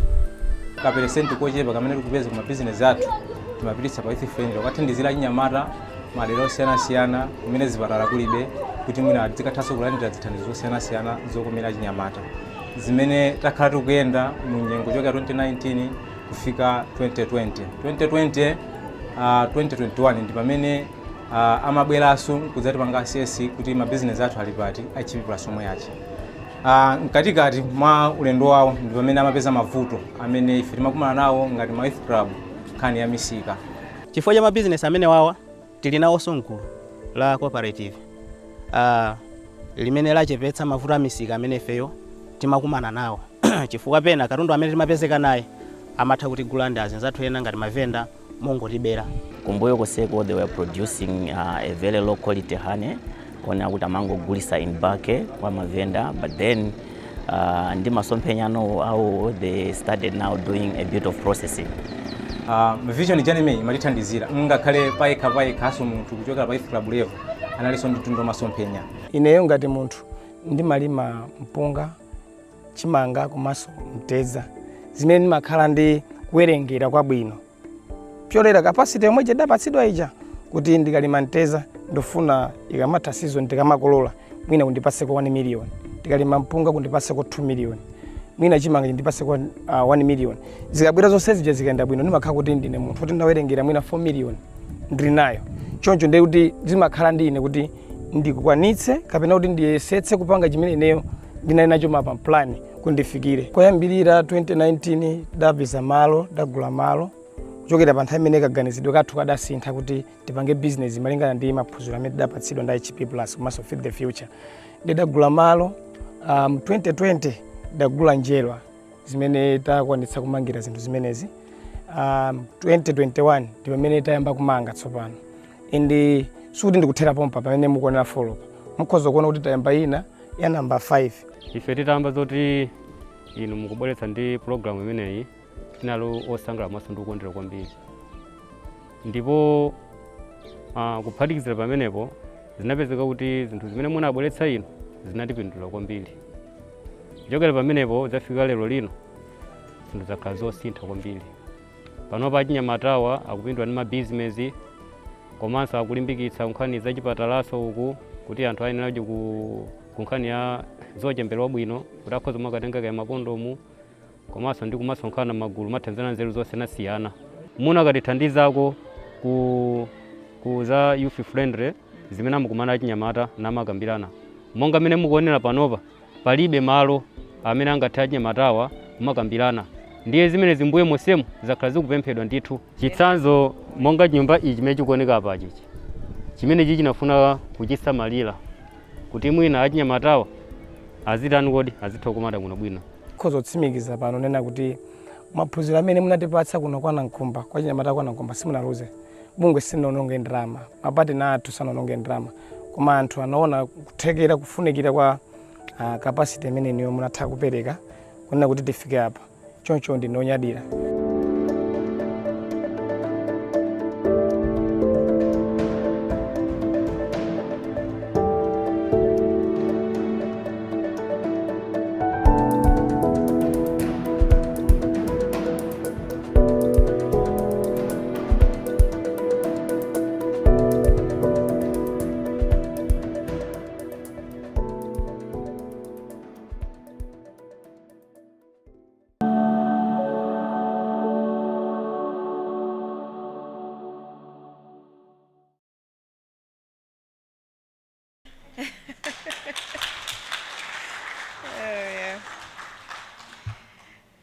At national level, our focus centered around initiating the realization of the onset of the demographic dividend through building the agency for evidence-based advocacy, bolstering meaningful youth participation, and developing their skill sets around policy dialogue and leadership.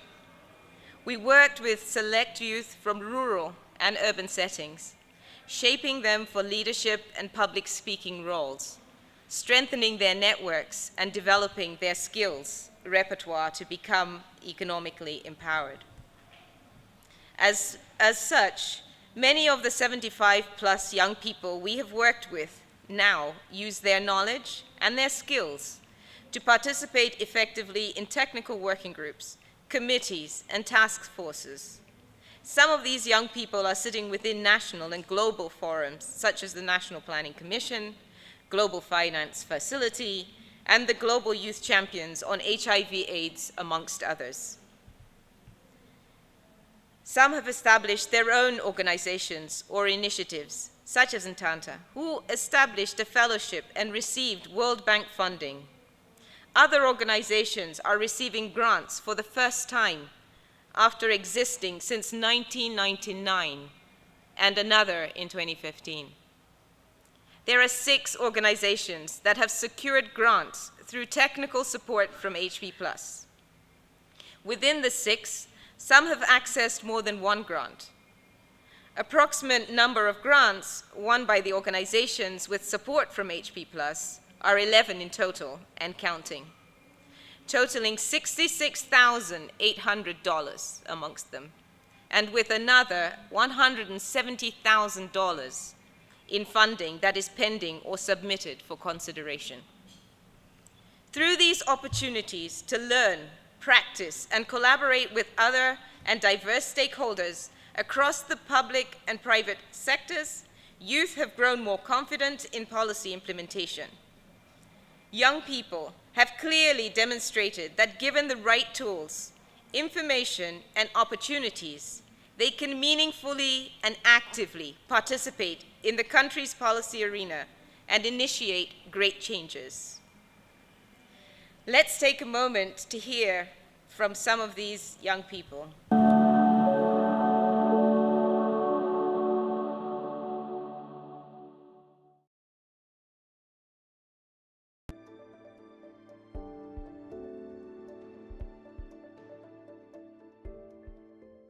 Zina langa ndine Yota Mugwira, Girls Youth Champion under HP Plus.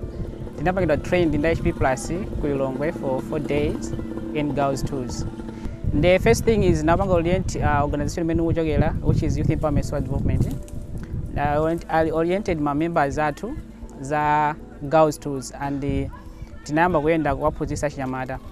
And team imene tayiona pa ndi anthu ochepa chabe amene tawafikira ndi girls amene moyo wawo wasintha kwambiri. Ine zina langa ndinanjera Mvula. Training imene ya girls inandipindulira. Tinaphunzira za gender equality kuti wina aliyense kandi sikana kandi nyamata ali ndi ufulu pachina chilichonse.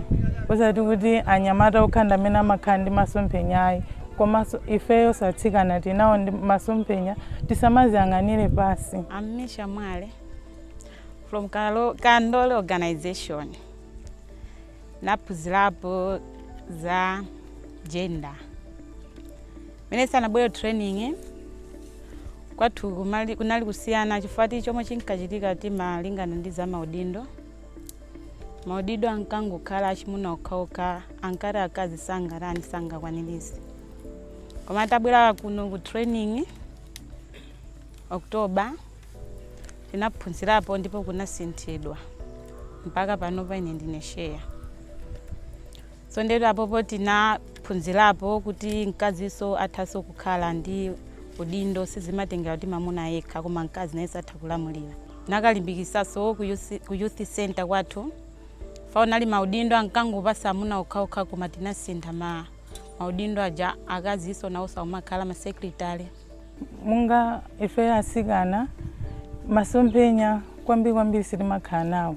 Ndinaphunzira program imeneyi inandithandiza monga vision journey. Ndinaphunzira zoti tizikhala ndi masomphenya popanga zinthu. Ndachoka ku training kuno ndinakauza asazi zanga panapezeka zoti ndalama zomwe timangoononga panopa timazisunga kuchoka October timasunga pana tinamba business timatuma amaina akamakapita ku Tanzania amakatengera sapato. Pa vision journey athu omwe titalemba ndi masomphenya kuti chaka chamawa tizichita kupita tokha kukatenga zinthu kuti ku Tanzania. Zina langa Nesonogo konkono kuchintheche Malanda F Network Chair. Kuchoka mwezi wa Oktoba tisanafike timapanga business ya nkhuku pa klabu yathu. Ndeno imaenda mapenda tikapeza ndalama ija maprofiti kayodera yaso yomwe ija timangoja chifukwa ndalibe chani ndalibe vision. Kuyamba mwezi wa Oktoba titamba training kuchoka nthawi imeneyoyo ifeyo ngati Musomba Youth Club tapindula kwambiri chifukwa tinakhala pasi training inatithandiza kwambiri chifukwa cha masomphenya amene tinalibe. Poyamba nthawi imene timaita nkhuku 50 koma kuchoka nthawi imene tangophunzira kuchoka Okutobala kuweza kuti tinakuza nkhuku zija panopa tikuweza nkhuku 500 komanso za training yatithandiza kwambiri chifukwa cha masomphenya amene tinakhazikisa. Dzina langa ineyo ndine Maxon Chimphepo Manda, chairperson wa Fukamalaza Youth Network komanso secretary wa Ngatape District Youth Network. Ineyo ndine munthu mmodzi mwa achinyamata amene tapindula kapena tinaphunzitsidwapo za girls training. Ndisanapange nawo attend training ya girls iyi ndimalima chifukwa choti munthu ineyo zolimalima izizi zimandisangalatsa kwambiri, ndinazo ndi chidwi kwambiri. Ndeni mangolima mwachizolowezi kuti anthu tikulima, tikalima, tikakolola, tina tigulise, tina tizidya. Nde basi kumapeza kati kubwera kwa training ija ineyo zinandikhuza kwambiri and ndinachilingalira kuti zimene taphunzira kuja kodi ntati kuti ineyo ulimi wangu umene ndikupangawo in 2 years time ndizisunga ndalama ndingakhale kuti ndafika pati. Ndi pamene nene ndambakhala pasi sopano kuti I think ineyo ndipange develop my business plan kuti ineyo zaka 4 zikubwerazi ndizakhala kuti ineyo ndili ndi kampani yanga ndizilima mpunga komanso kumapanganso process value addition. Ineyo nakhala pansi ndikukhala ndi vision journey kuti ineyo kodi ndingayende bwanji. Nditapanga vision journey ija amene sopano nakhala maganizo oti ndipange develop business plan. Ine zina langa ndine Precious Kamanga, ndachokera ku Malenga Mzoma Youth Network. Ndine chair wa Malenga Mzoma Youth Network and ndine treasurer wa Tilimbe Youth Club from Malenga Mzoma Youth Network. Yeah, from the time tinaphunzira za girls 2 zatithandiza kwambiri ku network yathu because kumbuyoko tisanaphunzire za girls 2 timangokhala ze network opanda masomphenya. Koma after titaphunzira za girls 2 tinazindikira kuti okay guys, ifeyo tili ndikuthekera kopanga chinthu china chake and titakhala pasi nkukambira ndinaona kuti chofunika kupanga ndikumanga holo ya Malenga Mzoma Youth Network kuti ikhale center yathu imeneyo. Then from that time tinayambako kuumba njwera koma sizokwanira, tangombapo zochepa potengera ndi nthawi and kusowekera kwa ma financial resources. Aumba njwera zokwana 3,500 pakufunika njwera zokwana 7,000. Vision yathu ndiyoti tipitiliza next year koma after uti titapemphako zithandizo mabungwe ena ndi ena. After training, many Feed the Future and HP Plus and Debasa Lilongwe with funding from USAID. Using the tools, we sat down as an organization, as members of the organizations, how we're going to move forward. The tinalimba business plans. From tools aja anataniza ifeyo kuti members we should be able to be better writers. The tinazalimba business plan to first triple business plan now follow immediately now as organization. The after kulembela ku advert many anaiko process through 10M and NIF kuti bange apply. We applied as YETOD as an organization and successfully chifukwa tinalemba bwino ndi ma skills abwino amene tinatenga from the girls tools. We are the only organization here in the north amene made successful to be one of the beneficiaries of the project many ali akupangisa 10M and NIF. And because of that, we are now going to be able to be sustainable as an organization. This week they are coming to our accounts. We will be able to do business activities to support the organization, also as members, individuals in the organization.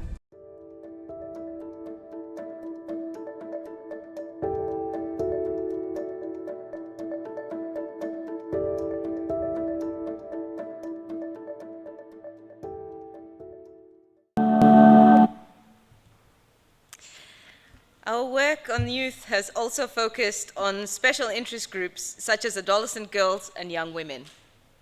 This first began in facilitating the finalization of the AGYW strategy for 2019-2022, coordinated by the Ministry of Youth and Sports. This multisectoral strategy demanded a robust mechanism to coordinate all the line ministries and stakeholders.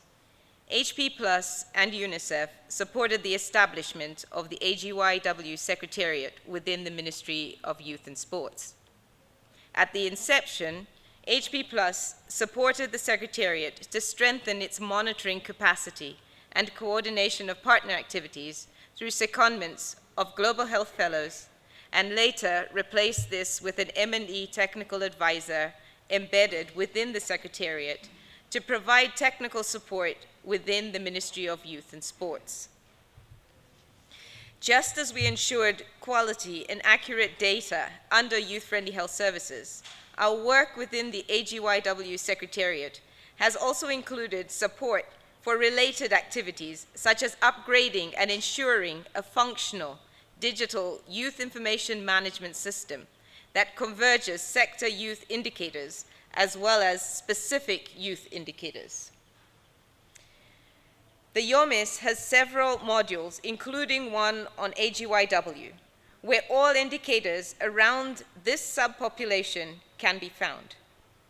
Capacity building of all the district youth officers and relevant cadres have been trained to both capture and analyze data and supporting training videos.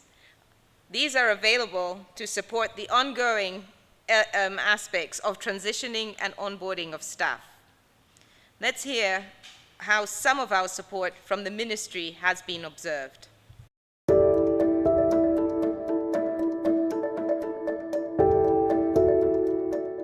My name is Deus Lupenga.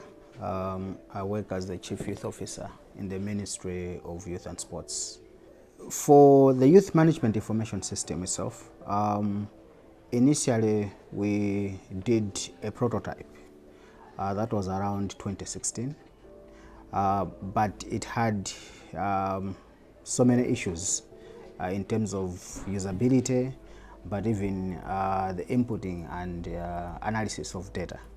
So when we approached Health Policy Plus to assist with the review of the system itself, they came in primarily with the technical assistance in terms of revising the code of the entire system, to review it, to revamp it.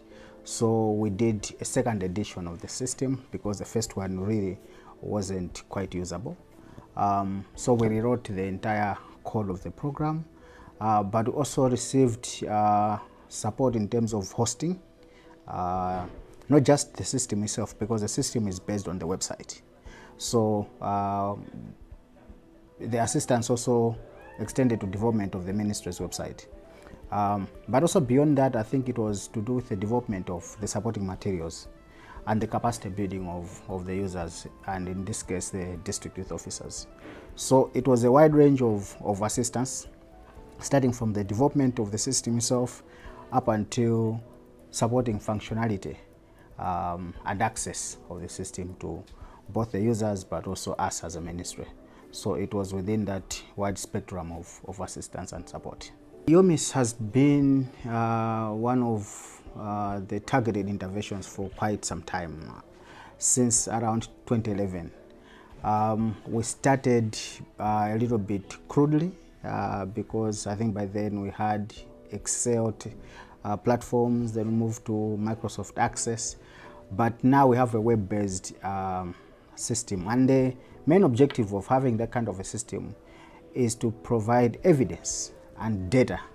So data in terms of how far are we reaching young people with the various services and programs, but also what kind of evidence can we generate in terms of what is lacking on the ground, where do we improve and where do we invest.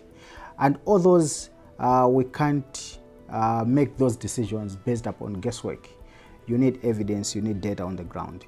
And as such, the YOMIS itself provides us with that kind of evidence to inform the various decision-making processes, not just for us as a ministry, but even to other stakeholders, because the information that we collect, it's not based on our programming as a ministry, but what are other stakeholders, whether it is ministries or civil society organizations or faith institutions, are programming, especially at district level. So strategically, the UMIS provides a picture in terms of where we stand, but it also assists us in terms of how do we move forward in terms of critical decisions targeting the youth development in Malawi.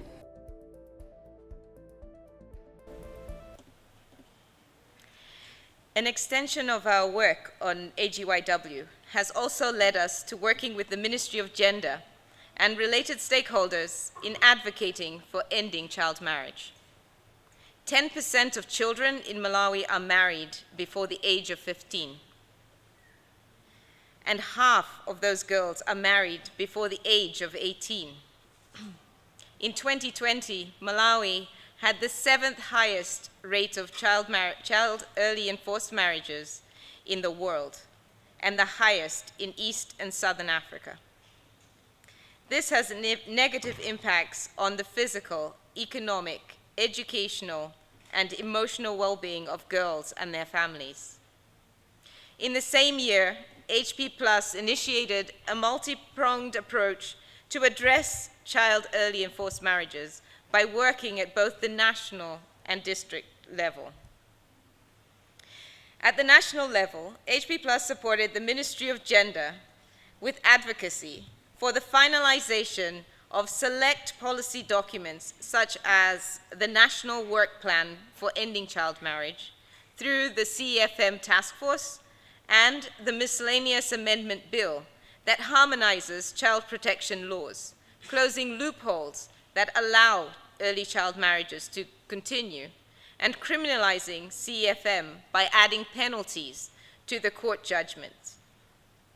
Together with the ministry, we oriented the new Parliamentary Committee for Social and Community Affairs on CFM on the miscellaneous bill to enable the passing of the bill when tabled in Parliament, and convened several interministerial and partner policy meetings on the same for a concerted and coordinated approach to having these documents passed. As we leave the space, an almost final version of the bill is available. At district level, through Partner Plan Malawi, HP Plus introduced a champions program involving traditional and religious leaders who promoted the elimination of child early and forced marriages following a mentorship training. HP Plus's work at the district level was bolstered by other efforts to engage communities by the USAID Breakthrough Action Project, which will now continue this work beyond HP Plus. Stepping away from our youth work, we also worked on condom programming. From 2016 to 2019, HP Plus worked on with the Department of HIV/AIDS and the National AIDS Commission to develop and implement the National Condom Strategy.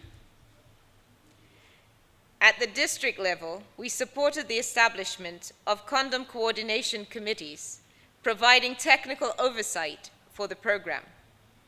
Reporting and planning tools were developed and incorporated in the LMIS, and the development of a condom dashboard has been instrumental to informing the National Strategic Plan, and all of which have now been handed over to government. In collaboration with PSI and UNFPA, this program was taken to scale, reaching all Malawi's districts. With our support to implement an early warning system, facilities and districts are better prepared to avoid stockouts and can ensure that people have access to condoms and other supplies that prevent HIV, STIs, and unplanned pregnancies. Under maternal health, baby-friendly health initiative standards also fed into another area of our work. Through this initiative, we have seen an increased an increase in breastfeeding within the first hour, improved interpersonal relationships between staff and patients, establishment of BFHI mentorship teams at national level, the inclusion of BFHI protocols in RMN-CHA.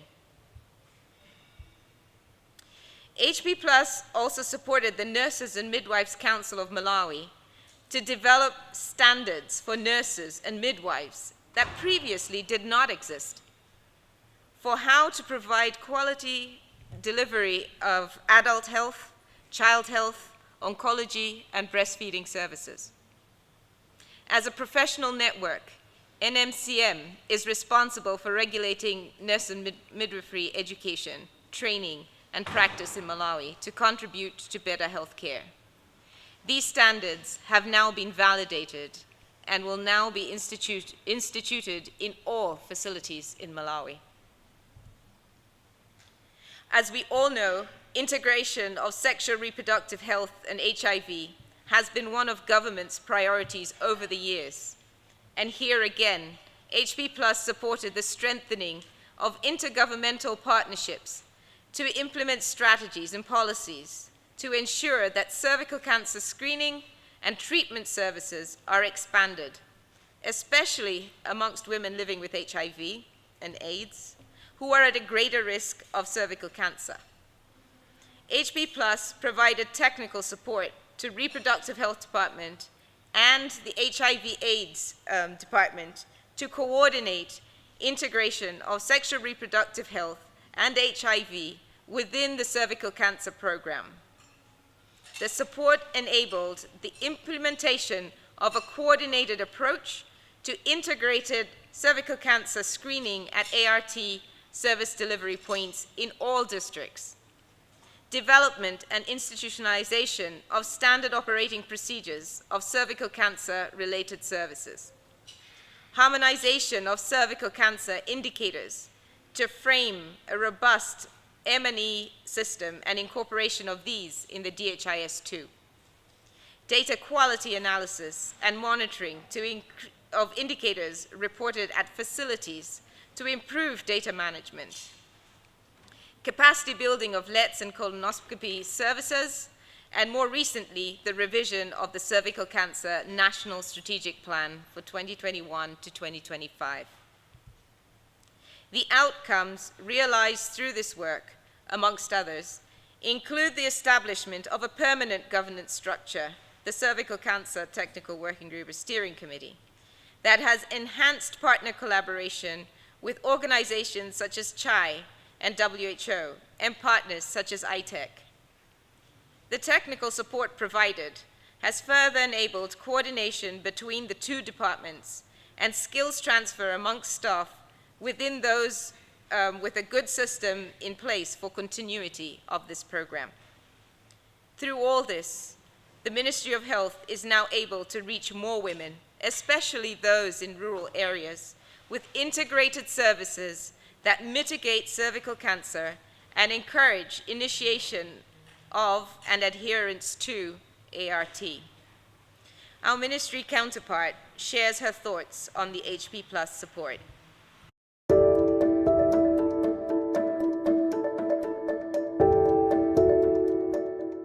I'm Dwambirire Pire, working as the Chief Reproductive Health Officer in the Reproductive Health Directorate, Ministry of Health.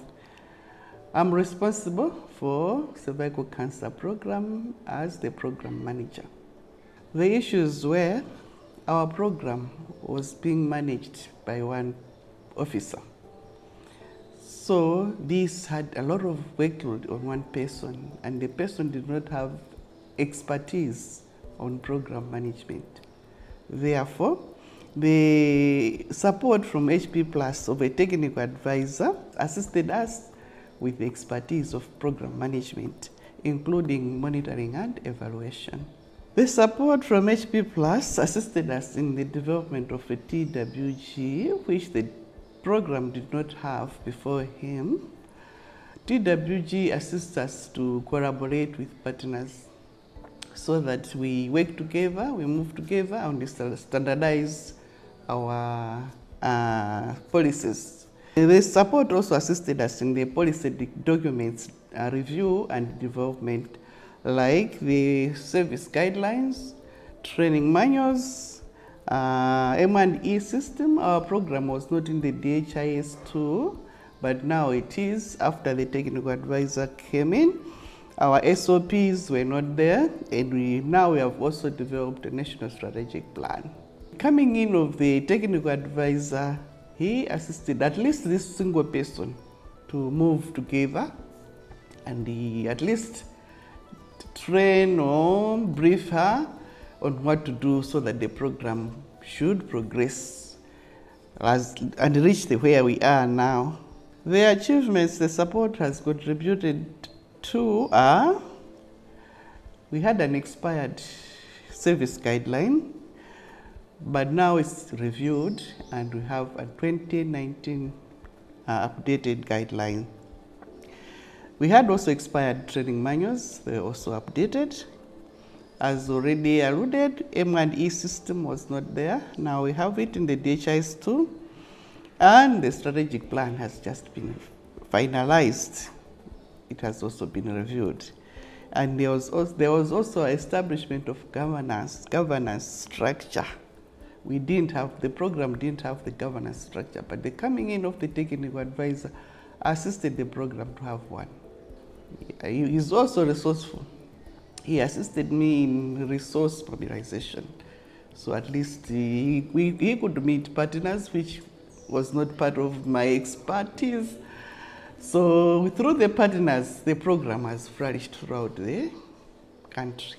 Similar support is not made, but is needed in our maternal child health department here at the RHT. They don't have a technical advisor. They don't have an M&E officer. So another support like the same would assist the program. The program is just too vast, just like cervical cancer itself, even more.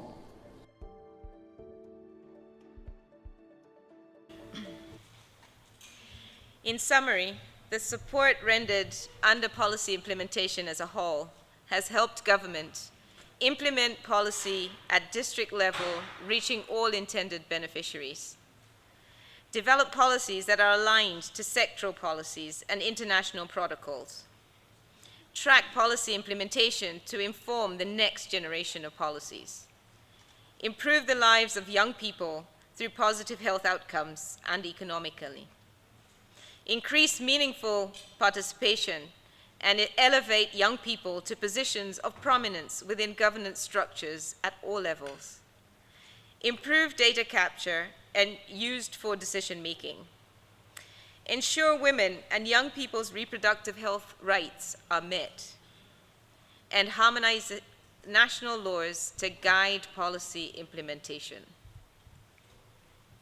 We are proud of all our beneficiaries and of all of what our beneficiaries and counterparts have achieved over these years by putting in the work to ensure policies are implemented to the best extent possible.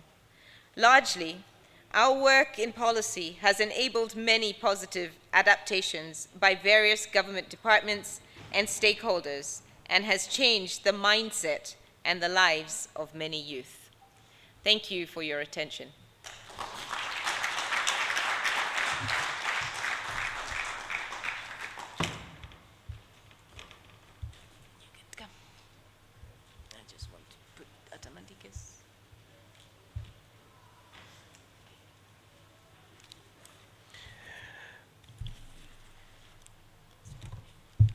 Thank you, Sandra.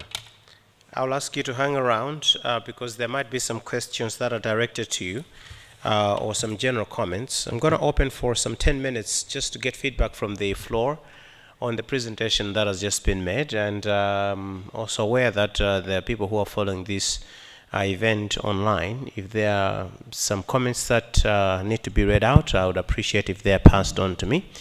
If we could raise our hands in case we want to comment on the presentation, this is the time. There's a hand at the back there. Let's have a microphone over there. And there's another one that's just shut up now. So Humphreys, when you're done there, if you could also just pass the other microphone ahead to that lady over there. I would appreciate if you introduce yourself, if you're comfortable with that, by mentioning your name and where you're coming from. But if you think that's too much to ask, then that's pretty much all right. Yes, please. Thank you very much. My name is Tambudzai Rashidi. I'm working as a consultant with World Bank and Palladium. My question relates to youth-friendly health services. As a country, we struggle a lot to have quality data. So it's wonderful to see the strides that HP Plus has made. The youth-friendly health coordinators being able to produce the bulletins. I'm just interested to learn from you, Sandra. How has that been linked to the DHIS to ensure sustainability so that whether HP Plus is there or not, the reports would still inform the national level? Thank you. Thank you very much for being straight to the point. If you could relieve her of the microphone. Is there another person who wants to raise a point or ask a question? Please pass the microphone to him as she's speaking.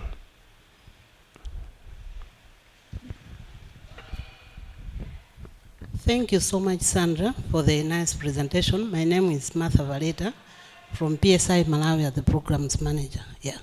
So I've noticed that the project has made so many strides, but I was just wondering, I wanted to learn how we've collaborated with the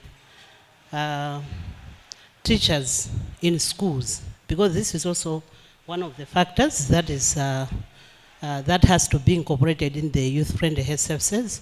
I've held much on collaborating with the religious leaders at policy level, at national level, but I haven't held much on how we've collaborated with the primary or secondary school teachers to make sure that they pursue the YFHS as a package. Thanks.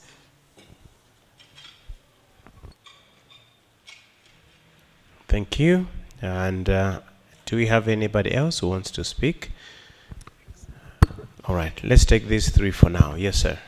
I am Lumbani from USAID, and thanks, Sandra, for the presentation. And hopefully not to put Deputy Director for Planning on the spot, but I think I just wanted to ask a general question in terms of lessons for stakeholders, a lot of stakeholders here.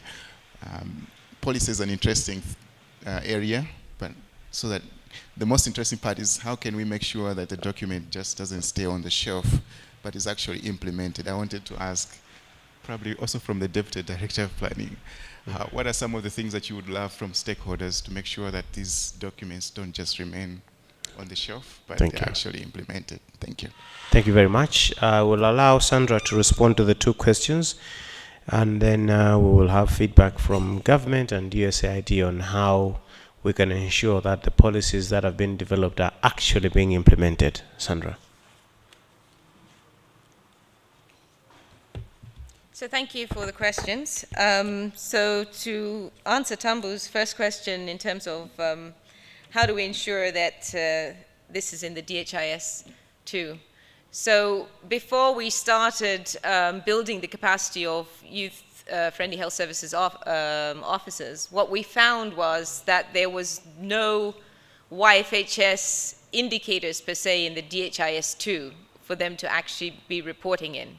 And so for our first step, what we did was work with CMED and the Reproductive Health Department to actually define the YFHS elements for the DHIS2. So if you look at the flyer on that side, the one with the blue one, it'll give you the 6 elements on YFHS that are actually reported within the DHIS2. So all the reporting by YFHS coordinators are within the DHIS2, and that's how we've been able to track whether the services are going up or down, because before we couldn't. So there's that piece, and they will continue beyond us at that rate. Yeah. The second one was, how did we work with school teachers, or did we work with them?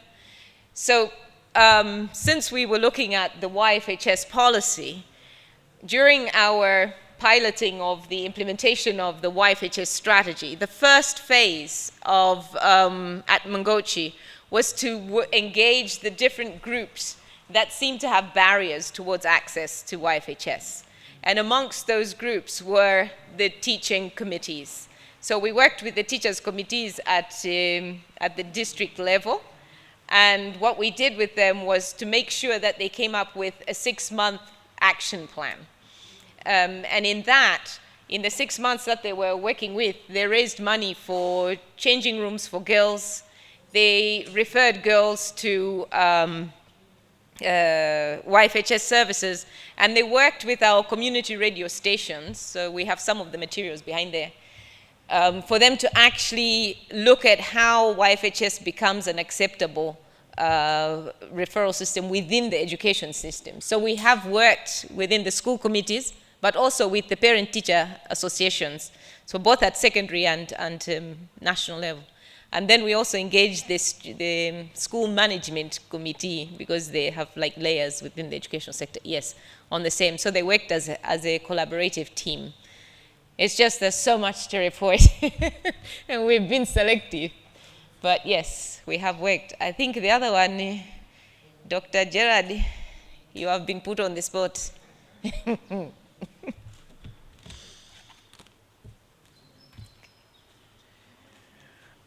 Thank you. Yes, let's hear from government and USAID about policy implementation. There's a microphone that's going around. Yeah, thank you for that question. It's a tricky one. Gerard, you might want to introduce yourself. All right, I'm Gerard Mantalo. I'm Deputy Director of Planning in the Ministry of Health. Thank you. Yeah, so, yeah, just wanted to say that I think the challenge that we see is that, firstly, are we developing these policies with the user in mind? I think that's the first point that I would raise, because if you look at the policies and guidelines that are in the ministry, there's quite a lot, and we are targeting the health worker to know all of them and to apply them in their work. So some of the questions we're asking ourselves now, especially as we're developing the next health sector strategies, just to really, examine the relevance of all that we do, especially, because if a policy is developed and the health worker doesn't use it, then it's not useful in any way. So that's the first point. How can we make sure that we have a system, there is a way that we can really make this user-friendly to the people that need to use them. And I think it's also about how the system is geared up to make sure that people use the policies. In another way, I would say incentives and disincentives, not just financial or anything, but what's the motivation for people to use the policies? For example, is there a performance management system that, makes sure that if they don't use these policies, then it's going to reflect one way or the other? Or is the supervision good enough that it motivates them to use them? So I think there are a few issues there. Like, first, let's think about the user.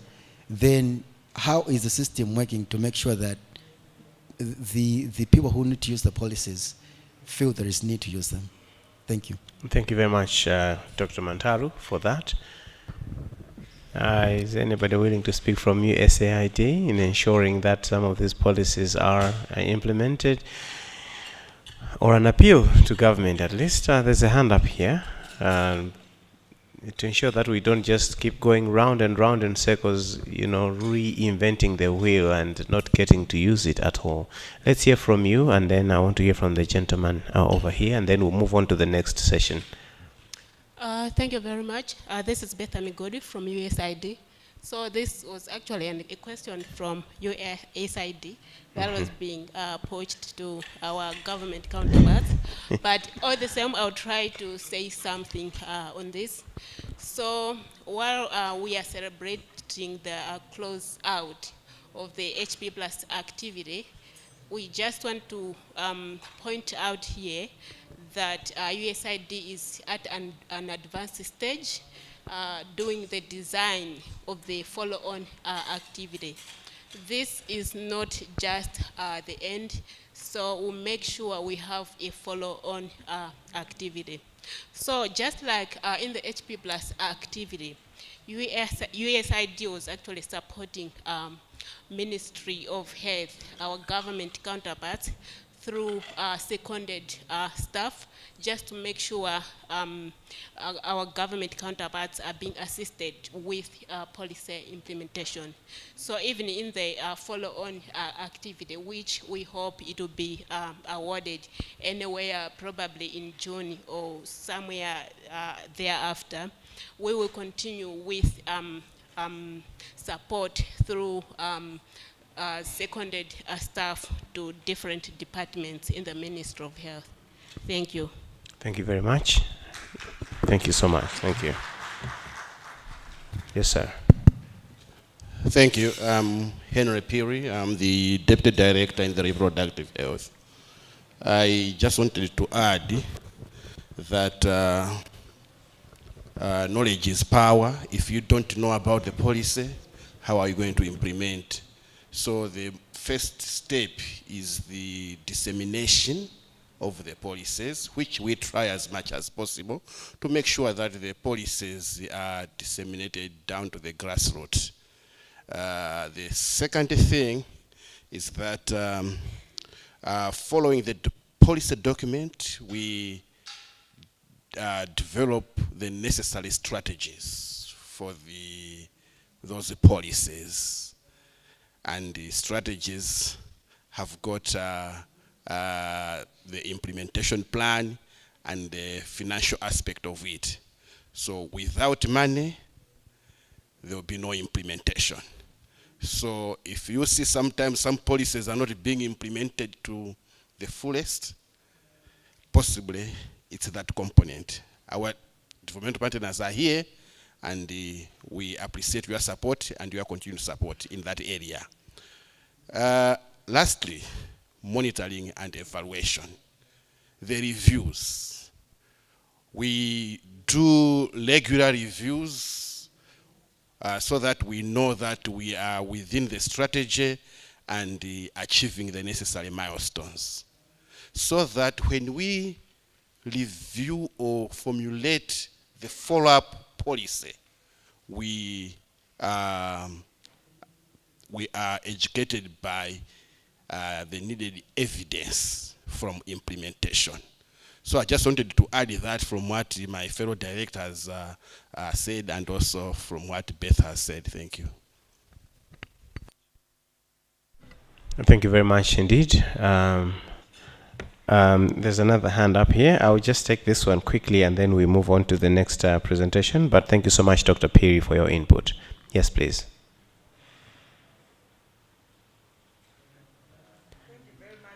Let me switch it on for you, please. Thank you. Thank you very much for the responses from both the reproductive health, the planning department, and also USAID. My question, I think, is a follow-on. It's just not a question, it's a comment. Okay. Especially that USAID, you said that you're at an advanced stage developing follow-on activities. I think another important element to ensure that all these policies are implemented, maybe in these follow-on activities, think of including the community-led monitoring. Because if the policies are implemented at the grassroots, and if the communities are involved, they make the duty bearers accountable. So maybe my proposal is also to include that element of community monitoring. It will also assist to ensure that the policies are implemented. Thank you. Thank you very much indeed. Community-led monitoring as a strategy to ensure that the policies are being implemented at community level. Thank you so much for all those who gave in their input and questions. We're going to move on now to the next session, which is going to be handled by Atamandike Chingwanda, Atamandike is the health economist at HP Malawi. Atamandike, please.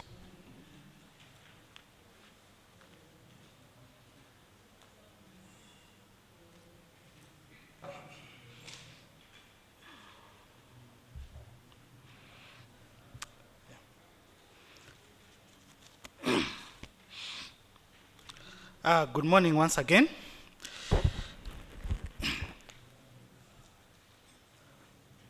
So I'll be presenting on the second pillar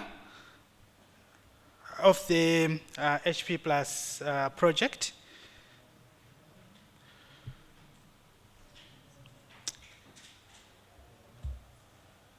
So like my director, Olive Ntema, and her deputy Sandra had said, there are three main pillars of the Health Policy Plus project. The first one being policy implementation, which Sandra provided a brief on. The second one being governance, health systems, and sustainable financing, which will be the focus of this session. And the third one will be is multisectoral engagement. So, at the beginning of the project, HP Plus had deployed strategic secondments to the government of Malawi that supported each of the three major areas of work. As a matter of fact, two of our secondees' work has been highlighted in the previous session that Sandra has briefed us on. So these secondees worked on cervical cancer and the AGYW work. So the secondment approach of HP Plus builds on lessons that were learned from our predecessor project, the Health Policy Project, which Olive had talked about, where we first began using this approach to strengthen government capacity in key areas. So in general, the approach relies on working with government to define key areas that require seconded approach. Our secondees are embedded in selected departments on full-time basis and work with their respective departments to set priorities for the secondment, establish goals, and support strategic achievements, whilst also making sure that there is sustainability of the approach through strengthening staff capacities of the Minister of Health at all levels, national level, district level, and facility level, as they carry out their duties. So currently, HP Plus, like in the last 6 years, we focused on secondments to the health financing division, which is myself. Also, we had secondary staff in the central monitoring and evaluation division. And also, we had a staff member in the digital health division. So, like I indicated earlier on, we work collaboratively with our hosts in those respective divisions to set the agenda and also to implement together and monitor and evaluate the progress that is being made with respect to the work that has been set and also the vision of the government. So I'll take you through each of the secondment work. I'll start with the health financing. So, in the area of health financing, HP Plus has been working with our government counterparts since 2016, when the health financing reforms were being conceptualized and assessed for their feasibility, to present, when we have now a fully fledged health financing division. So over the years, HP Plus secondees in health financing have provided technical assistance to strengthen partnerships amongst health financing stakeholders through ensuring that the health financing technical working group is robust. So as part of the health sector reforms, you'll recall that the government of Malawi was interested in understanding the value of service level agreements with the Christian Health Association of Malawi. So HP Plus supported the government to undertake an economic evaluation of service level agreements. That's the product that was developed. The costing of Malawi's second, no, not that one. Yeah, but if you visited my pavilion there was a cost effectiveness of CHAM SLAs. So that was done in support of the government of Malawi reforms to understand the economic value of engaging faith-based organizations to provide services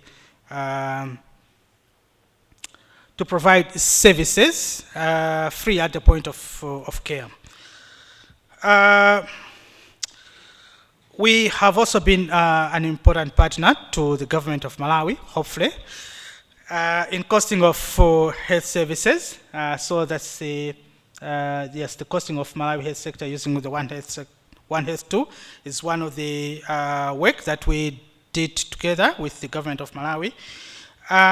We also supported the government of Malawi to cost the current health sector strategic plan too, and are also currently supporting the government to finalize costing of the draft health financing strategy, and also helped the government of Malawi to cost the National Health Accounts Institutionalization Roadmap. So these are some of the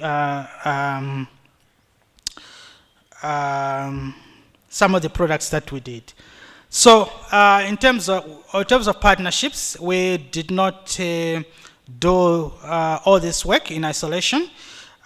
We worked with various partners, including USAID, the government of Malawi itself, World Health Organization, Foreign Commonwealth and Development Office, Clinton Health Access Initiative, GIZ, but there are so many. So I will take you through some of the key outputs that we produced collaboratively. You may have seen the 2020 National Health Accounts on the pavilion. So that was done in collaboration with the World Health Organization and the Foreign Commonwealth and Development Office. We also did the COVID-19 National Health Accounts in collaboration with the World Health Organization. Resource mapping round 6 we did with the Clinton Health Access Initiative. Conducting a health financing situation assessment we also did with the Clinton Health Access Initiative, GIZ, FCDO, and of course the government itself. So we have also, in general, all this work that we do in health financing is partnering with government to move together towards universal health coverage. So like the PS administration had said, all we are doing, the major purpose of this HP Plus was to try to move together as partners towards the UHC. And in health financing, that's also our core mandate. Like I indicated earlier on, there was also secondment to the Central Monitoring and Evaluation Division. So I will take you through the data quality and use. You may be aware that if we are to conduct any meaningful reforms, indeed to carry out any meaningful activity, it is important that we should have robust data. So unfortunately for Malawi, for the past years, we have had a challenge with paper-based record keeping and also limited quality with respect to data entry, management, and use. So it was important for HP Plus and the government of Malawi to work together with other partners to improve the quality of data. So as HP Plus, we partnered with the Central Monitoring and Evaluation Division to help address these issues of poor data quality. So we assisted in the rolling out of the DHIS2, which is a central platform for managing data, and also through training of HMS and malaria coordinators across the country, developing standard operating procedures on data quality and use, and also corresponding policy documents and M&E strategies. As HP Plus, we worked with partners to facilitate the joint annual review meetings in which health staff from each district review their progress in implementing health programs and share data with one another and with CMED so that they can learn from one another on how to improve service delivery. So with our support, the use of data for decision making and implementation has improved at all levels, including the service delivery points in districts. And also the joint annual review approach has been adopted and replicated at the district level. Following the 6 years, now 6.5 years that we have been implementing on this area, we would confidently say that Malawi is now technologically agile, better able to manage the DHIS2 and related data platforms, and also more equipped to have real-time data and uses that would improve decision-making and implementation. So at this point, let us listen to one of our key partners in this area.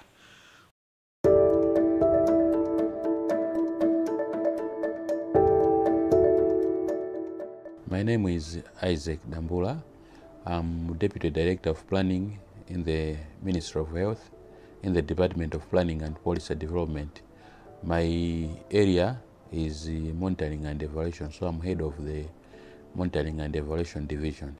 The secondment came at a time when we had just adopted the Health Sector Strategic Plan 2, so we needed to come up with a monitoring and evaluation framework for the same.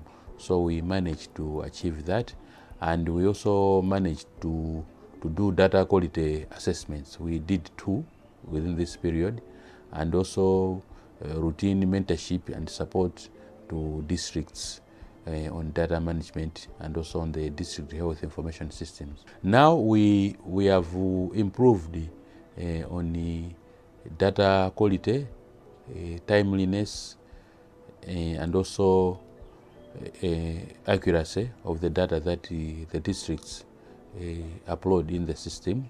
That has improved, and we have also managed to support other departments in coming up with the monitoring and evaluation frameworks through the health information system monitoring and evaluation framework, and we have also managed to convene monitoring and evaluation technical working group meetings. Throughout this period we had the secondment.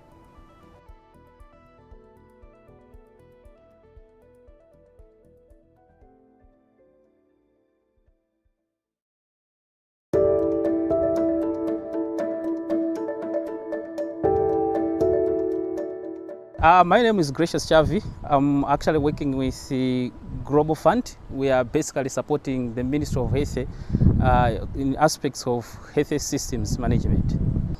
It's a very good experience working with one of the staff which has been seconded by HP Plus.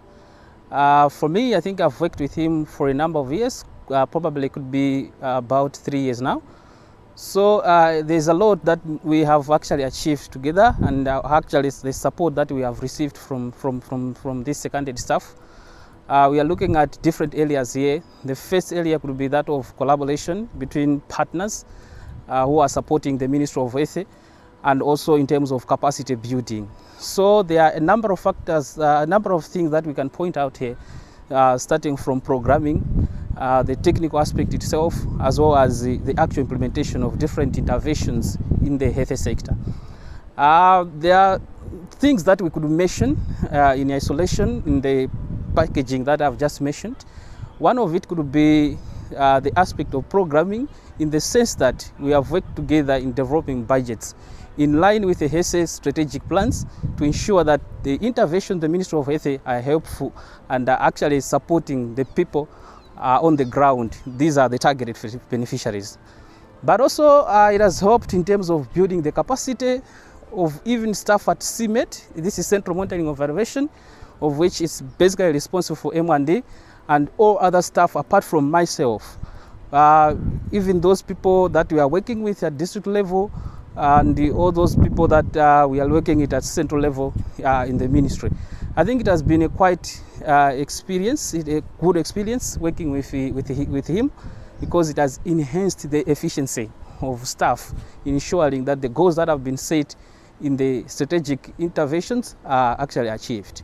So it has really been quite good, in the also sense that it actually enhanced our knowledge and the expertise that were there, that actually were supposed to be embedded in the whole interventions that we are doing.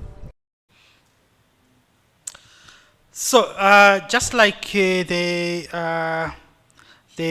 director of ceremonies had said earlier on, the world is moving digital. So as the HP Plus, we also partnered with the government of Malawi to work on digital health systems. The approach was also to second a staff member to the digital health division. So, recognizing that digital health systems will improve efficiency, quality, and access to health service provision, the HP Plus has been working with the government of Malawi, especially in the past 2 years. With reliable infrastructure, leveraging of technology solutions, and improvements of the security of information, and also interoperability of different platforms,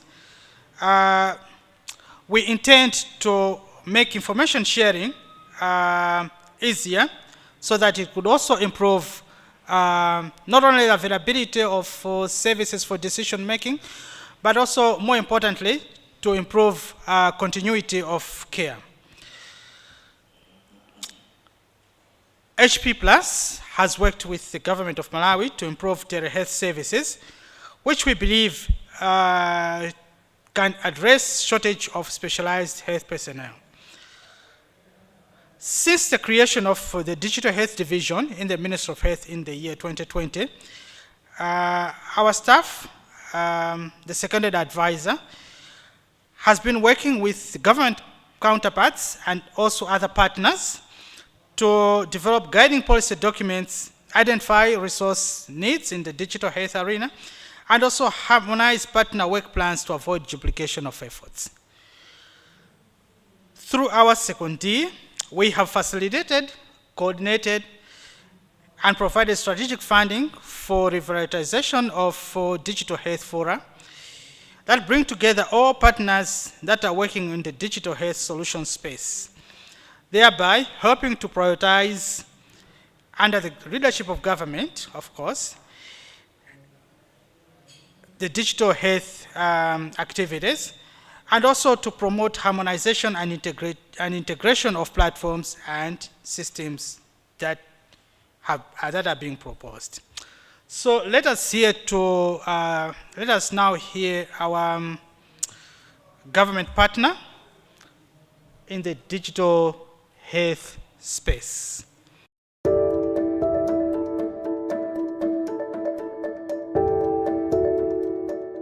My name is Simeon Yosefe. I work with Ministry of Health. I work as head of digital health. So as head of digital health, my work really involves coordinating different partners who have interest in investing in digital health solutions. This actually also includes HP Plus that we have been working with for some time. So HP Plus has been so helpful, and really I would say it has been really handy. In the first place, they actually gave us a person who was actually sent to us on secondment. And through this person, we have actually received a lot of support from HP Plus, which has actually really changed a number of things in how things are done within the division.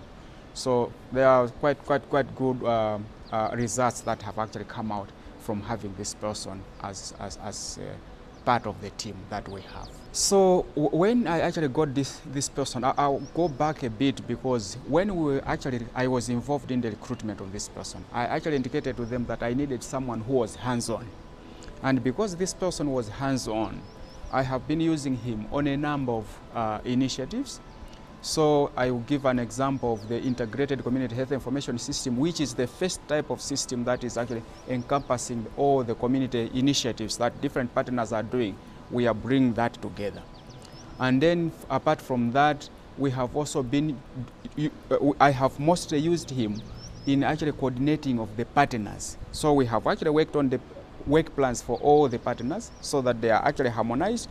We have actually tried to check where probably there have been like duplications of efforts, probably some of the areas where have been like neglected. We have come up with a comprehensive system that is now tracking all those kind of things, including the kind of legislation, the policies that we are now working on. He has been like on the forefront, coordinating and even pushing forward what is it that is required. Particularly the coordination, the harmonization of the partners, the efforts of the partners, he has been so critical. And as I'm talking, a lot of partners are now actually appreciating the efforts that we are actually implementing under Digital Health Division. We are actually being seen that we are more coordinated now than before. It's because of these efforts and the support that we have received from HP Plus. It has already started bearing fruits. So that was Mr. Simeon Yosefe, the head of Digital Health Division in the Ministry of Health. So in summary, the second pillar has used secondments to the Ministry of Health, which have been mutually identified. So this USAID funded secondments to the government of Malawi have allowed for growth within the departments through specialized expertise and skills transfer, whilst also achieving, most importantly, the national vision. Just very brief summary. Our secondees have assisted government in digitized access to quality data by all cadres for decisions under various programs. They have assisted the government of Malawi in establishing and or strengthening technical governance structures that allow for coordinated efforts to achieving the national vision. The secondees have also been important in enabling strategic investments through evidence generation, analysis, policy development, and technical support. They have also been instrumental in instituting standard operating procedures for quality and uniform service delivery. And last but not least, they have also been very critical in the expansion of services to ensure that those in hard-to-reach areas can access opportunities as their counterparts. At this point in time, let me hand back to the Master of Ceremonies to proceed with the program. Thank you for listening.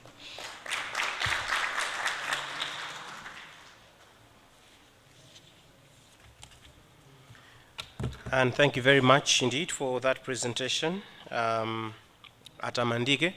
We're going to take another 10 minutes to just reflect on the presentation and take any questions or comments that may have been raised as part of that presentation before we move on to our last session for the day, which is going to be another presentation by Sandra. But for now, let's see if there are any comments in the room. There's a hand up over there. If we could have a microphone. And there's another hand up. If you can raise your hands high up so that our colleague should pass on the microphone to you. There was another microphone that was being used somewhere. Do we have 2 microphones on the floor? Yes, thank you. Let's start with you, sir. Thank you so much. My name is Hester Nyasulu. I'm with White Ribbon Alliance, a great partner on this project. But with this presentation, I wanted to commend the secondees for the great work that they've done. I thought we would see them in the video. They've just been referred as this person. Yeah, but they've done great work. But my question is now government going to employ these people? Looking at the great work that they have done, we've been talking about sustainability. This is one area that would want to hear whether they need the services and they will continue to employ them. Thank you for this opportunity. Thank you very much. In the civic space, we call that lobbying. Can we see the secondees? Can you stand wherever you are so that we acknowledge you? There's a gentleman over there and this one. Just clap for them, please. Thank you so much. Thank you. You can resume your seats. Thank you so much. The lobbying has been done. We will see how government wishes to respond to the calls made. Thank you. There was another hand up there. Do we have any other person who wants to speak so that we can have... Yes, I know, but I need to know if there's anybody else. All right. So let's hear from you, sir. I think my question has already been asked. Thank you so much. Oh, thank you so much. You see, the good thing having secondees in the room, that's what happens. Things happen silently. Thank you so much. Tamandike, thank you for your presentation. There's a hand up here from Juliana. If you can bring the microphone up front.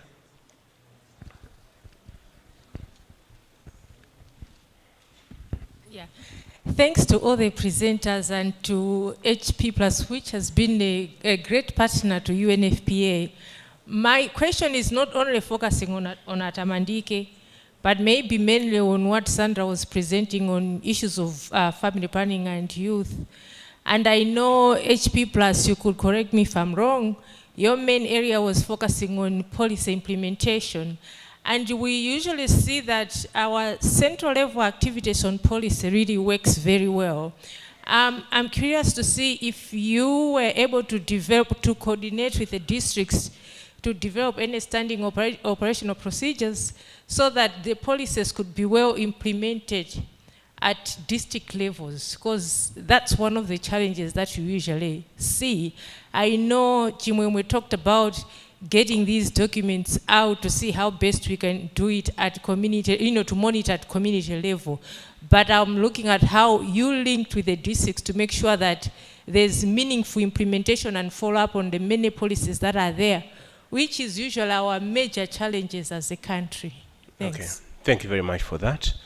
I will allow Tamandike to come and respond to that. Do you feel competent enough to respond to that, or you would like to defer that to Sandra? Okay. All right. So Sandra is going to respond to that, and then she will proceed to take us through the next presentation, which is on increased multisectoral engagement on family planning and reproductive health, HIV, and other population and development issues. And this is also our last session for the day. Sandra. Thanks, Joe. Maybe just to respond to Juliana, yes. We wished we had more time to actually truly showcase our efforts at district level. But through the AGYW, we have developed like standard operating procedures, terms of reference, and established coordination mechanisms there. Likewise with the condom programming procedure. I think what the challenge at district level is, one, the oversight in terms of the technical staff there. First, they need to recognize what the policy is actually all about so that they can actually have meaningful discussions within the technical working groups and district level structures, ADC, VDC, but they need that support and mentorship. So we did start that procedure. We worked with the decentralized teams. We worked with family planning coordinators. We employed what we called the co-creation approach to family planning. And in that, we had the family planning coordinator, the YFHS coordinator, the DNO, the DHO, and the, Mary, remind me. Yes, youth-friendly.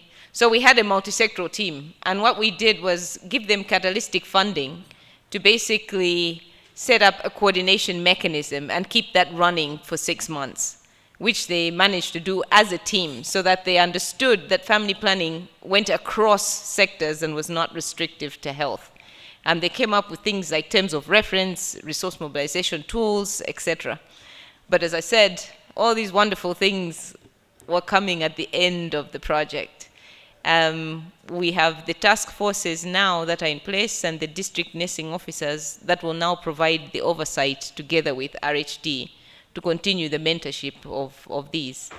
So we have examples, but the longevity remains to be seen since we are now exiting. We will hand it to Mary. Trusted in Mary. Okay. So, I promise you, I know when I stood here the last time I made you sit for 1 hour, I promise you my next session, I only have 3 minutes of talking. So, it is the last section of our pillars within HP+, and we'd really like to share with you the last segment of our work, which has focused a great deal on increasing multisectoral engagement and addressing harmful social norms. We know that even the best policies need broad social and political support for any real social change and assure that they benefit the intended target populations. This requires the collaboration of stakeholders, not just across sectors of government, but also from the central to the grassroots level, and active participation by the communities and beneficiaries themselves. We have selected our work on HIV and AIDS, working with communities, religious leaders, and various government teams to share with you today. Religious leaders have been instrumental in promoting family planning access, and more recently, HIV testing and ART adherence under the Faith in Communities activity. All these initiatives have been conducted through capacity strengthening activities by the mother bodies and through the implementation of grants. Let's take a few moments to review their progress under this program.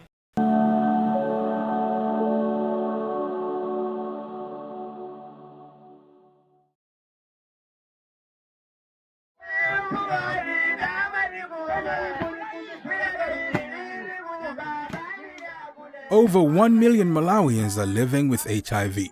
The HIV epidemic in Malawi affects women and girls at nearly double the rate it affects men and boys.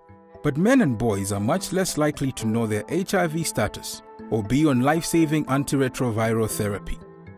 Men and boys often delay or avoid HIV testing and treatment due to a reluctance to visit a health clinic, fear of stigma, and a belief in masculine ideas of strength and independence.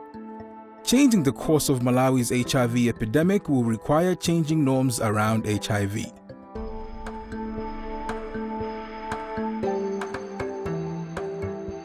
Mbuyo mosemu zinali zinthu zotivuta kwambiri palibe ndi shekhe yemu wina aliyense yemwe amafika mu mzikiti ndi kufotokoza zokhuzana ndi matenda a AIDS kunalibe. Izizo zimachitika munapoona kuti timaona ngati kuti si nkhani zofunikira kuti tizikamba mu mzikiti.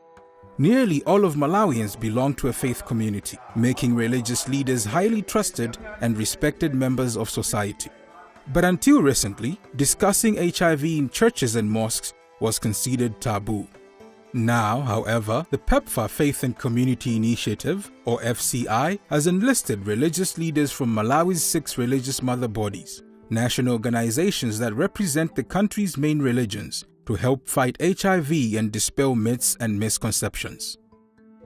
Beginning in 2019, the Health Policy Plus project partnered with the religious mother bodies, the government of Malawi, and USAID to develop accurate HIV messages targeted to men and boys. The messages are linked to religious texts from the Bible or Quran that support the messages and demonstrate that protecting oneself and one's community aligns with religious teachings. The program has proven that when religious leaders speak, people listen. Chifikira ni program imene ya FCI pali impact yaikulu imene ikuchitika kumbali ya ife mashekhe. Chifukwa tikumatha pano pa kuyenda tinaphunzitsidwa tikumadusa mzikiti iliyonse kuzungulira kunoko kwa tiye mposa dera lina lililonse tikumafika ndi uthenga umenewo moti anthu akuchilandira bwino zoti azikayezesa magazi anthu ndithu akumapita kuchipatala kumakayezesa magazi ndithu anthu akumamwa ndithu mankhwala mwa ndondomeko. Ife tikuona kuti so kuchipembezo pano pa zamanyazi zinatha zosala naso kulibe pakadali pano. Yeah, there has been a change in the access to it because at first the church was never involved in encouraging people to go for testing or even providing services like the self-test. But now we have people who have been trained, through this project, and they're able to go out and distribute self-test kit. In parts of Malawi, some religious leaders were stopping people from taking life-saving HIV medication and instead telling congregants that prayer alone could cure HIV. The Faith and Community Initiative has worked to change that practice by helping religious leaders understand the science of HIV and that treatment does not contradict their faith. The prayer and treatment should actually be able to go together because there's nothing sinful in actually taking medication. Sanabwe ndu project imene ya FCI manga makaza nkhani zokuti ndi HIV and AIDS. Kuno ndithu anthu amayankhula za HIV and AIDS komano si kweni ndithu ndipo napo ndithu project ndithu kunoko yazwisa ndithu anthu ambiri madera ambiri ndithu kuti anthu aziwe kodi HIV ndi chani, kodi nankha munthu amene ali ndi HIV ndi ndani, kodi nankha pamaso pa Mulungu munthu amene kodi ndi ndani. Amidst the COVID-19 pandemic, it was sometimes difficult to reach people in person. So the religious mother bodies developed radio and TV programs to reach out to people with the messages of hope. Not only did religious leaders connect in powerful ways with their communities, but they also built collaborative partnerships with local healthcare providers. These strengthened relationships between clinics and communities have led greater numbers of people to clinics to get tested and to start or resume treatment for HIV, often through direct referrals by religious leaders. Seen more people coming for HIV testing in the areas that we've been working on, as well as also people able to believe or to understand that if they need to be on HIV medication, they now do understand that they have to be on the medication without fears of being judged at church or fears of being discriminated by those people who they associate with at religious gatherings. I think it's about men discussing freely. I think that's quite very key because the moment people are able to discuss issues openly, it means they are comfortable. That's the main thing that I would say is sort of an indicator of social behavior change. And I know that's a very fundamental step. Over 100 religious leaders were also trained and certified to distribute HIV self-test kits to their community members. Religious leaders go to men where they congregate, at work, at football matches, or playing the popular game of bao, and teach them how to use a self-test for themselves and their family members. The self-tests have been very popular, as people can test themselves in the privacy of their own home. Over 2 years, religious leaders have distributed more than 63,000 test kits in their communities. The program has worked with national and district governments to make sure sufficient supply of these test kits are available for religious leaders to give to the people who want them. Because of the Faith and Community Initiative, people across Malawi are receiving accurate information and support from their religious leaders, which is helping them to live healthier lives. Ndipo tava uthenga wa sogoleri wakulu wa mpingo zinandikhuza kwambiri polingalira kuti kulu wa mpingo mpaka na kundiuza za HIV kotero namutengera pambali ndipo tamfotokozera vuto langa anandiperekezera ku chipatala. Sogoleri anandiuza uthenga wabwino ondilimbikisa kufunika kwa mankhwala ndipo kotero tayamba kumwa mankhwala naona thupi langa linali la mphamvu kusiyana ndi nthawi imene ndimakhala osamwa mankhwala. Religious leaders continue to use the messages of hope to encourage their communities to seek the care they need, to support each other and collaborate across religions.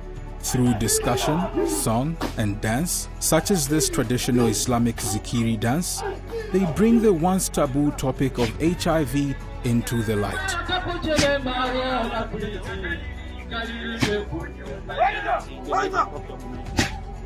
These activities make it possible for people to speak openly, receive accurate information, and keep their families and communities healthy.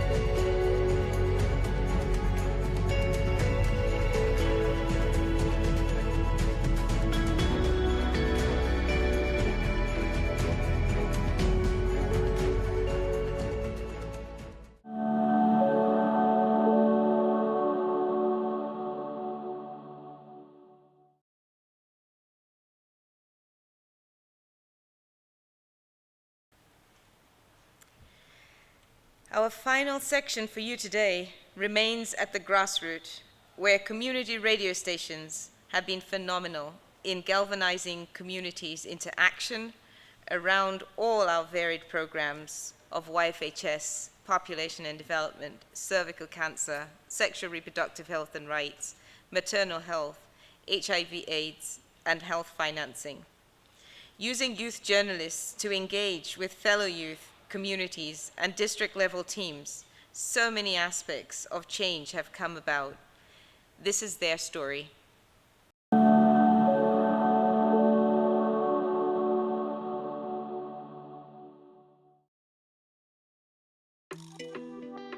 Hello listeners. Welcome to your favorite radio station, Timwe Community Radio Station, and I'm your host, Yvonne Dagulamusi. Welcome you to your favorite program, Youth Take Action. Maboga majama jiga sabari leo sahi nyamara tenza wambiru diratu. Chifukwa ndi ana atsikanawo nthawi zambiri kama program imene ikamaulitsidwa ndimatenga tiyeni tipere chani program imene ayi nyamara tikamathandizana tokharoka mabezezo lesi himupangirana manyazi mamasogirana bwinobwino. Wireless monga kumbali ya ifa chipatala ndiwona kuti ndiyofunika kwambiri chifukwa imafalisa utenga malo akulu nthawi imodzi. The youths have been empowered to be able to express themselves, especially when it comes to issues of sexual and reproductive health. Malawi's National Youth-Friendly Health Services Strategy was designed to increase reproductive health services for Malawi's youth. It aimed to encourage young people to complete their education, delay their sexual debut and first birth, and reduce HIV transmission. The problem was, not many young people in Malawi knew about the strategy or about the changes to youth health services that came along with it. To help spread the word, the USAID-funded Health Policy Project, in collaboration with developing radio partners and Population Reference Bureau, began a health-focused radio journalism training program by combining the reach of community radio in Malawi with the first-hand knowledge and perspectives of young people. The program aimed to engage youth, parents, health providers, and community leaders raise awareness about available family planning services and relay vital reproductive health messages to Malawi's youth.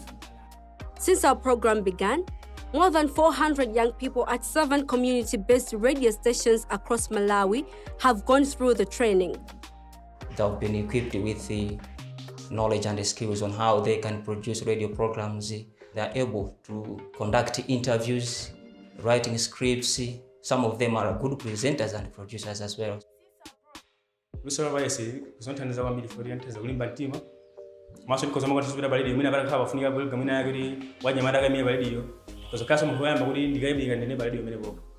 To date, the journalism trainees have produced more than 1,400 weekly health programs and 2,500 public service announcements centered on reproductive health topics. Mu 2016 ninaweza zori ni bagati tire magoro ana yandire bwino tire onabeze zori ninabira ubanja kuja awairesi ima era sondeni wakani bagana nyamata ga yuthi amamulimbikiritsasa namuyendera kawiri bagana napitirizo mapangana zachi nyamata uri ino uthokoza sa nyamata anzaga mena amachiza naye pamodzi na agulupu bathu ngati bwana. Many listeners like Doreen have found strength through the programs to take control of their reproductive health and lives. In the 6 districts, where the 7 participating radio stations are based, dozens of listening clubs have formed. The clubs meet weekly to listen to the programs, discuss the issues raised, provide feedback to the producers, and suggest future topics. Radio Listening Club, chilo zimeti mabukwira ifeo, ngada nyamara. Ligondela maklaba azizati amena li mekide muno. Maso kuli mikisaswa nyamara yona ndena amena li muzimu. Fida sita kubaya ulo mpatala. Zabaza mtimuzawa sinasi ya nabonga kani ya zabu. Zakuli ya azizini mzuri. Peer education is very vital. If a youth is educating a fellow youth to grasp the concept, it's much easier. If we empower the youth to be talking of family planning, HIV, for sexually transmitted infections, we can see reduction in some of the challenges that we encounter. Pakali pano according ndi mafigures amene tinali nawo, tena abuya tuwa chipatala pano ili bwino. Chifukwa chonena kuti loko HTS anyamata amene akuyezesa magazi panopo yayi zikuyenda. Komanso kwa anyamata amene akutenga njira zaulera zikuyendanso. Komanso agwiriridwa akumaziwa njira amene angalowere kuti akathandizidwa kwa ndi chithandizo choyenera.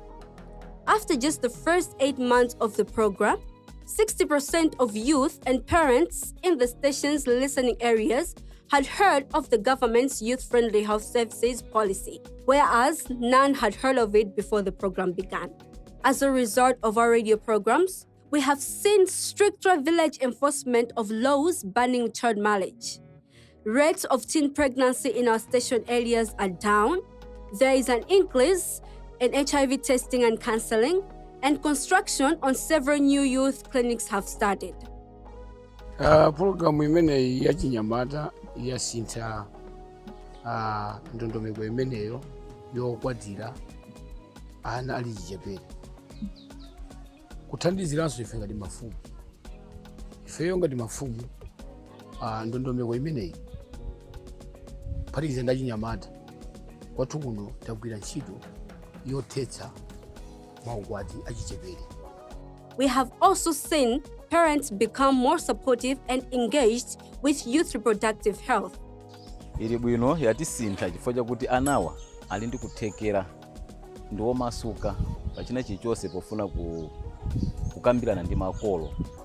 Program imeneyi ikuwathandiza kwambiri chifukwa chonena kuti mwezi uliwonse ifeso maojeni amagagugu timakhaso tikubwera pafupipafupi kunoko pamwezi kamodzi kwasonkhanitsa achinyamata atsikana chifukwa tili ndi tsimba la atsikana ndi timapita nawo kutsimba kukafotokozera mmene angakhalire mmene angatengulire moyo wawo komanso mmene angapitirizire skulu ubwino wa timauza ubwino wa skulu. By training and empowering young people with journalism skills and knowledge about reproductive health needs and policies. The Health Policy Plus project has led to accountability among local leaders, and that has resulted in healthier communities and more opportunities for young people. Choyamba ndinaphunzidwa ngati ndi change agent, ndine mlangizi wa kusintha mdera lathu. Kubatonso pamene popo napeza nkhani zokhuza kupanga produce radio program, komanso nkhani opanga reporting kujambula nzanga ma-interview anga nkhani zokhudzana project ya Health Policy Plus, komanso kwanza section to protect health rights.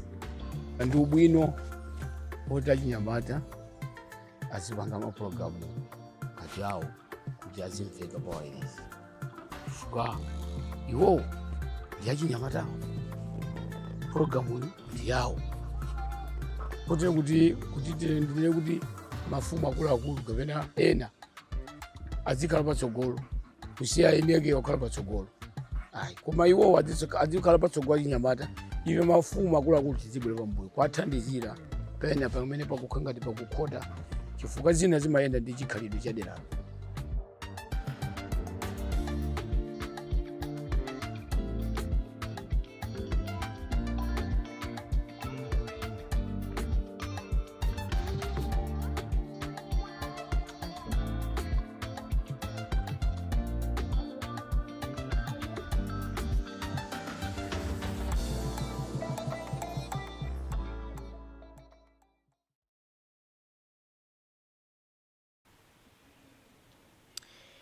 At this point, we hope that you have enjoyed the small selection of achievements we picked out for you.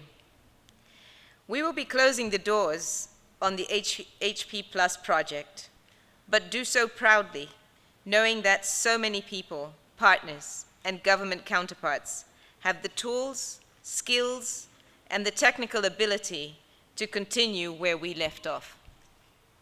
There is still so much work to be done, but the dashboards and digital systems in place show that Malawi is on the right track to achieving the policies and visions laid out. We would like to thank USAID for the funding and support that enabled the results showcased here today. To all the partnerships formed with various organizations, development partners, and youth across Malawi, and indeed our government counterparts, today is as much your success as it is ours. Thank you very much.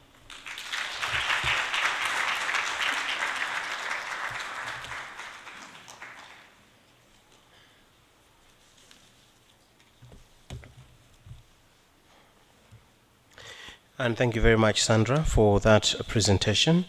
We're going to take the last round of comments and questions, and then we're going to wind up this event. Let me see by show of hands, those who want to comment. There's a hand up here.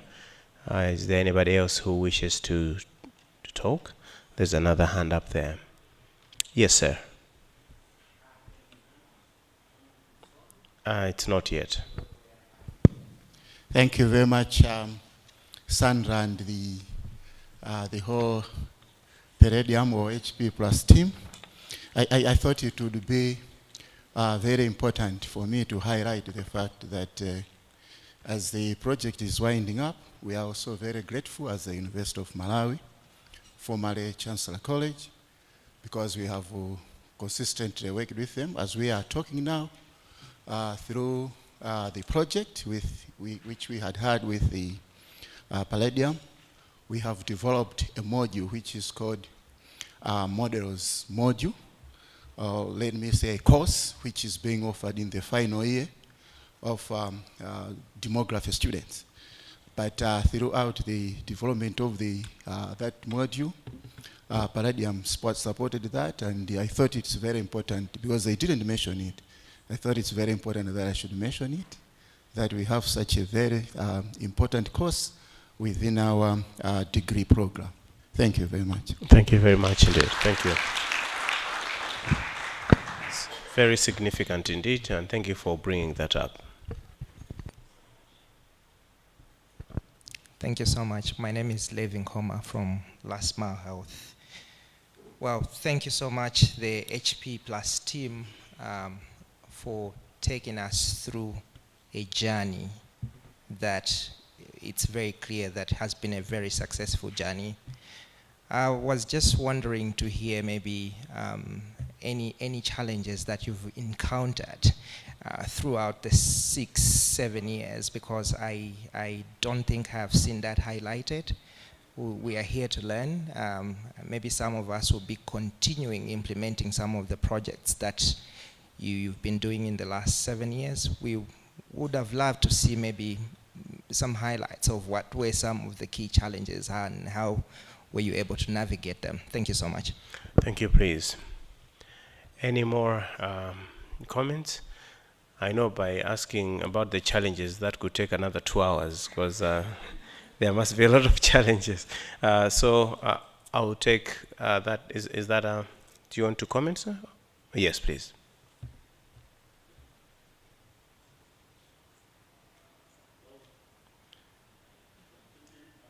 Let's just make sure that it's switched on, because some people are also monitoring this online, so we might want to hear what you're saying.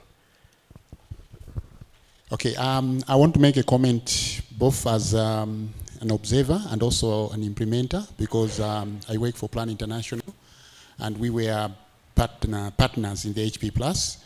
One thing that I noted is that we had utilized an approach which was a more suitable approach in the community, specifically in the angle of child marriage. Usually, when we want to encourage community members from participating or encouraging their children into child marriages, we usually take the defense of the law, where we say the law of Malawi says this and therefore you have to follow that, without giving them time to regurgitate the rationale behind the law and the philosophy or the spirit of the letter. So the approach that we took is we had an engagement with the community members, the leaders, the traditional leaders and religious leaders, where we engaged them to soberly consider the consequences of child marriages and also rationalize behind the spirit of the law, so that they can understand and take the motivation not based on the letter but based on the consequences that they have themselves visualized. So through this project, we managed to create a mentorship session that ended up creating a spiral, more like a bushfire effect, where mentors would create mentees that would also become mentors and discourage practices like child marriage and other harmful practices, which was quite a good model, not based on any incentives, but mainly based on the motivation. So I really liked the approach, and I think the mentorship skills are still with the communities out there, which is quite a very good contribution to the fight against child marriage, including teenage pregnancies and other harmful practices. That's my comment. Thank you. Thank you very much for that comment.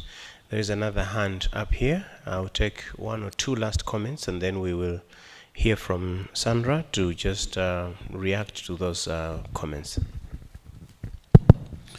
Yeah, hello, my name is Leonard Zondesa, and I'm a consultant. I've also done some work for the HP Plus. Mine is a general question, or maybe general comment. I didn't get it very clear from the presentations, but I wanted to find out, looking at the momentum that HP Plus has built over the years, how do we sustain that? And I'm not asking this directed to HP Plus only, but I'm also looking at the ministry and other players who are in here. There is a precedent which has been set. How do we build, or how do we continue with the momentum that we have built here? Secondly, from the publications, the works which have been done so far, how do we build synergies using that in our everyday programming? Thank you. Thank you very much. More like food for thought, I think, that one, but very critical nonetheless, sustaining the momentum that has been generated, usually after such a successful project and 7 years, and then you phase out, and the people hang up their boots and say, and they wait for the next Bungwe to come and revive the morale. So very important indeed to make sure that the things that we are setting on the ground are continuing, because that's the whole idea. I will invite Sandra. Oh, there's another hand there. Let's hear from him. And I believe that should be the last, unless there's somebody else who wanted to speak. So we'll hear from him and then Sandra. Right, thank you so much. I think mine just to echo what everyone has said, but my questions are just very few with regards to the presentation on health economics. One of the areas I'll be interested to learn is to understand if in the end, out of everything you have implemented, you came up with any model which you think might be useful to look at our context in terms of our financing. For instance, at subnational level, is there anything that you can recommend that maybe in family planning we can do more with this kind of a model with few resources that we have in the end? But also for the whole youth-friendly health services and all the programs that are demand service related, I'm interested to also understand if you manage to generate any evidence in terms of which SBCC approaches look to be more sustainable, and that's something that we can take forward. Thank you so much. Thank you very much. Sandra, I'm sure you feel like embarking on another 7-year project after those questions. That sounds like a whole project altogether. But come and share with us some of the challenges that you faced implementing this this project, and also respond to some of the issues and the models that we can take, and maybe you can also try to tackle the issue of sustaining the momentum. Thank you.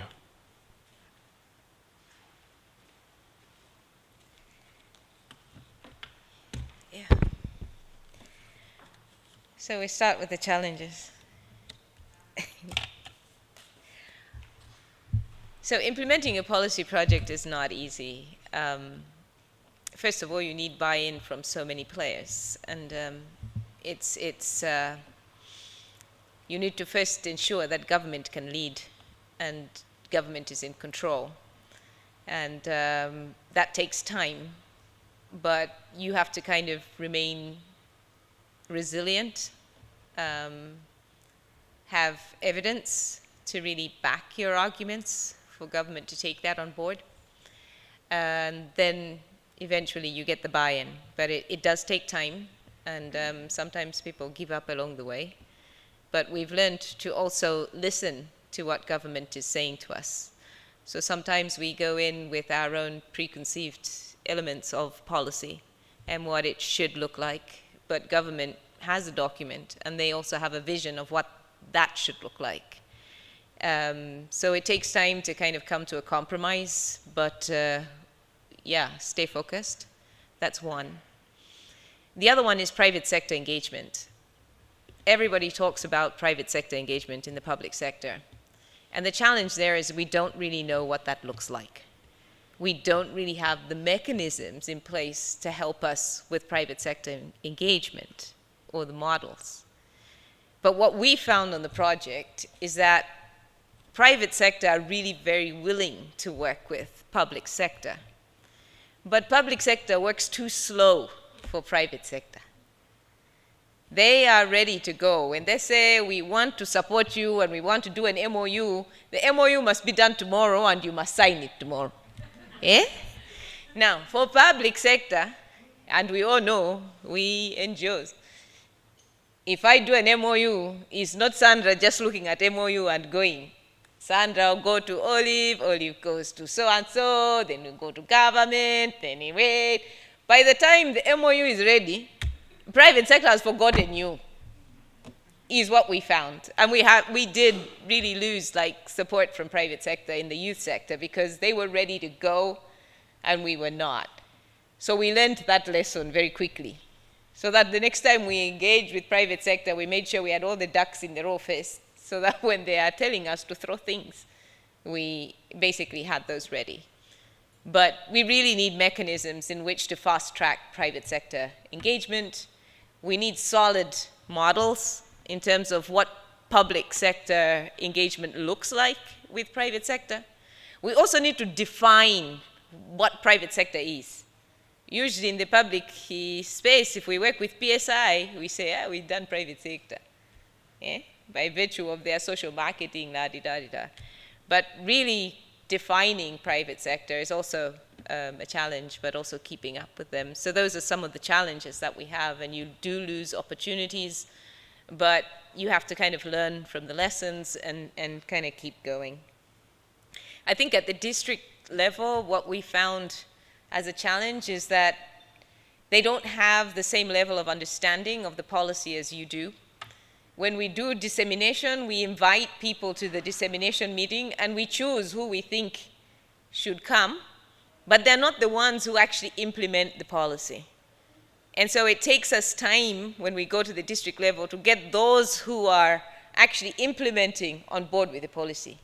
Most people tell you, I haven't seen this, I've never heard of this, and yet their job is that, They are a coordinator of sorts, but they've never seen the YFHS policy. They've never seen a family planning policy. So you're starting from scratch, but their bosses have seen it. Sometimes they have not, with the rotation again, which is another challenge, the turnover. But we keep learning and rolling with the punches. I think one of the things we came to do is have a quick checklist. Every time we heard there was turnover of staff, we kind of engaged that staff to bring them up to speed in terms of this is what the policy says, this is kind of what we've been doing with your fellow person, and we work together with those people. So there's that continuity, and it doesn't take us long. But there are those challenges at district level, and also the siloed approach. It's hard to break, but it is breakable. So we have the models that we have. If you go to the stalls, you'll find booklets that are written how to. So we have BFHI, we have YFHS, we have family planning, which Dominic really answers your question. So what models they are, but it also tells you how to do it. So we do have the how-to booklets around the stalls for our key programs so that we actually progress beyond where we have.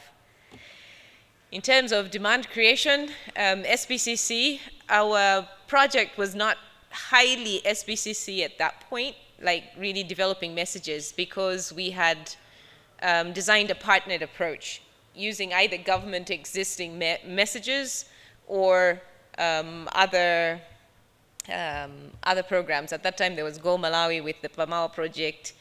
So it really depended where we were and what the SBCC procedures were all about. But we also relied a lot on the community radios just as a demand creation tool in a broader sense, shape or form.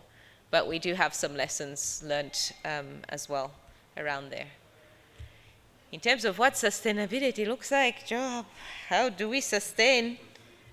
I think for us, we're hoping, because we've worked with our government counterparts, we've actually integrated systems within existing platforms and forums that are government related. We have kind of done the skills transfer. We've established the supportive mentorship programs within the different departments. So we're kind of hoping that that really will generate the sustainability. Because we've worked with government at every step of the way, depending on whatever we're doing. We've always have them there. In terms of how partners take it forward, I think it's that gentle reminder to government and to ourselves as partners that these things exist in Malawi. We do not need parallel systems.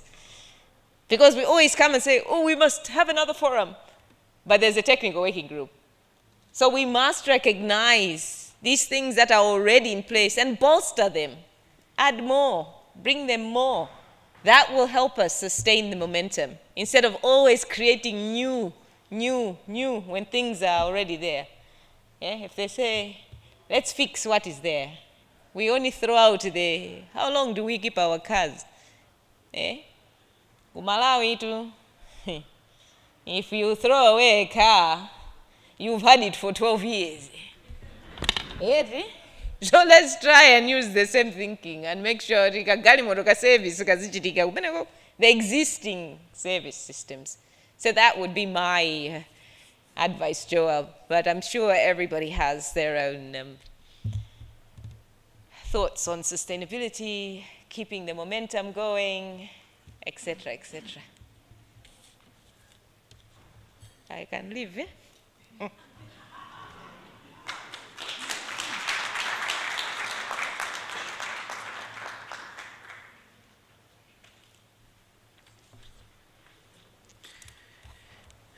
I did warn you about the challenges question. That it's a can of worms, but it has to be said, and thank you so much for highlighting that. And it's good that it sounds like the challenges were there, but you also found a way around them, and I think that's the most important thing. We're getting into the last lap. I will invite Olive to come and close. I noticed that Bila is not around, and neither is Mr. Gisamire, so you will have to invite the representative from government to also come and wind up. So as I invite you, please also invite the government representative that is going to close. But for now, let me invite Olive Ntema, Country Director of HP Plus Malawi, to come and offer the closing remarks. Thank you.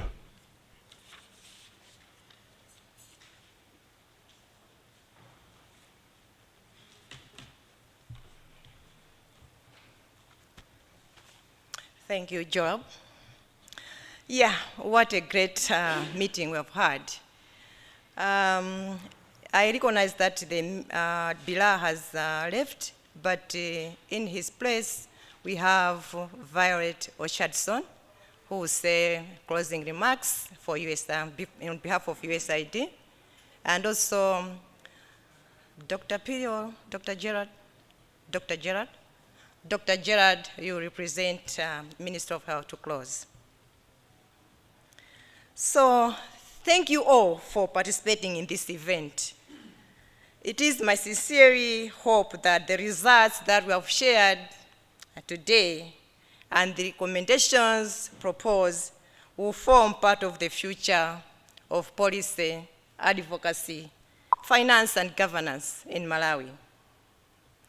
As we are closing the doors of HP Plus, we call upon government and our partners and stakeholders, you are all here, and those online to keep the momentum to sustain the gains. I know we can. For HP Plus, we have done our part. We have summarized, as Sandra said, the how-to guides. In this publication, we have a summary of all what we have done, but also simple how-to guides, how we implemented policy to the subnational level. So this can form basis for sustainability. I know we have got a poor reading culture as Malawians, but we should at least take a moment to read through what we have shared with you as our legacy. We have learned what strategic investments, capacity strengthening, and also multisectoral engagement can achieve in improving health and development goals. We have seen how youth engagement facilitates positive youth development, how quality data helps in decision making, and also how improving health financing efficiencies can contribute to universal health coverage. Malawi has all the structures, and we have an enabling environment for policy. What we need now is to work together to reinforce implementation and also strengthen the existing structures. Everyone has a place.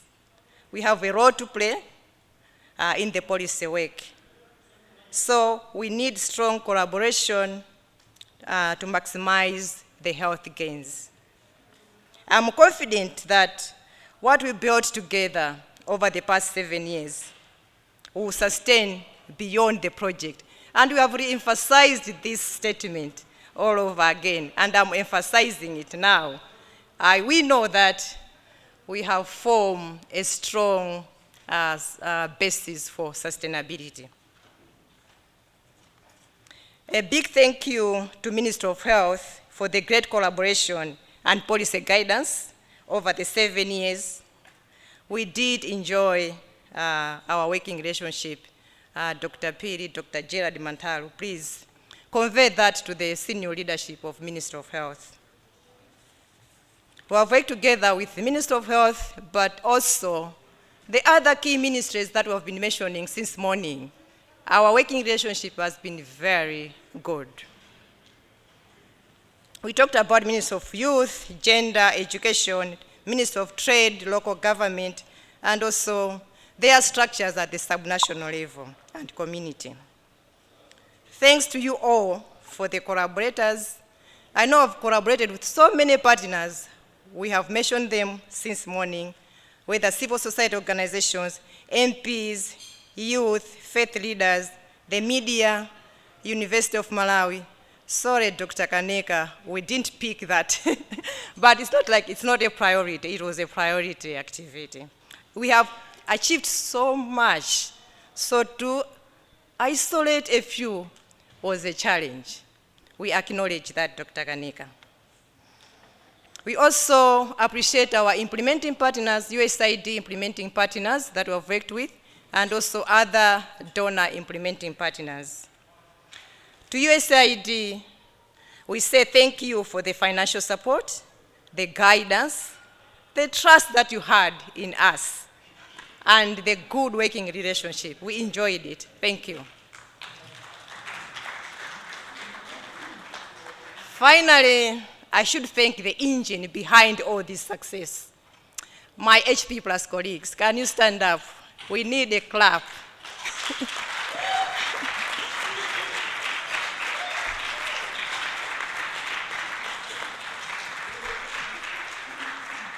Thank you. You can have a seat.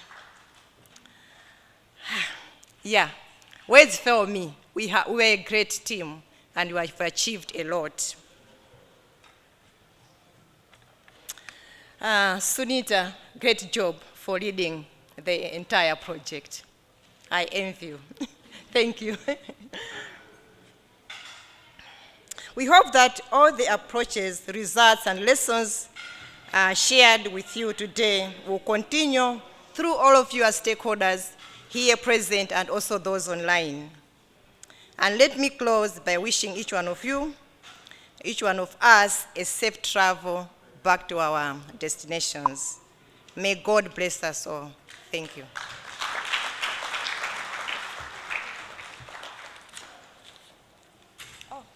So maybe at this point, I'll invite Violet to say a few remarks on behalf of USAID.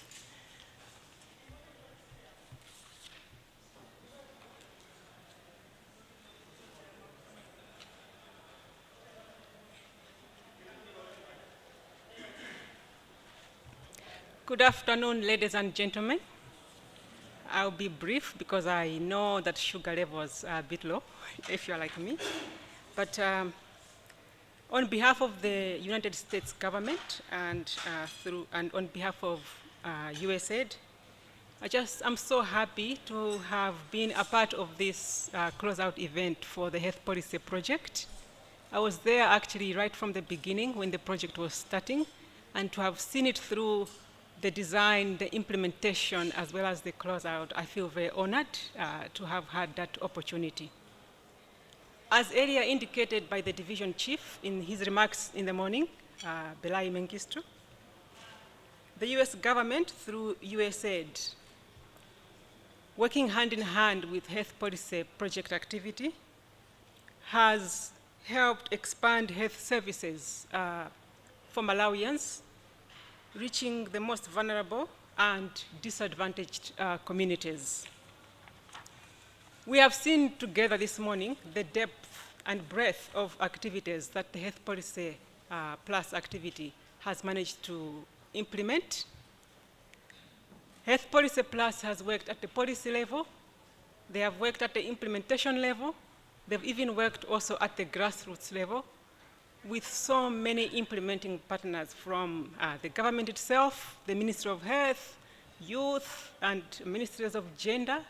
You have worked with partners such as UNICEF, UNFPA, those are UN organizations.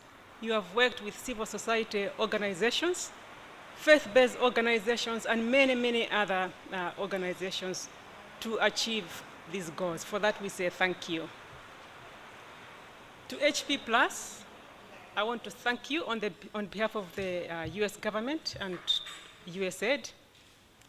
As USAID, we have been able to tap on your expertise, which has enabled us to develop policies And it is my belief that the policies that were developed had the user in mind. Through your people, through your staff, we have been to reach areas and to engage with all these partners. As USAID alone, we could not have done that. But through you and through your staff, include the much-loved secondees, we've been able to achieve so much together. For that, I say thank you. To Dr. Suneta Sharma and your team in Washington, to Olive and Sandra and your team here in Malawi, I say thank you. And let me also acknowledge my colleagues from USAID, some are in this room who were directly involved in the implementation of the health policy activity. I recognize Bertha, who was the activity manager. Others who were here at the beginning, you may remember Premila, who is now back in USAID Washington. You may remember Vandana, who is now with the India mission, and many, many others who have participated in the implementation of this activity together with HP+. I say thank you. And of course to the Ministry of Health and to the government of Malawi in general.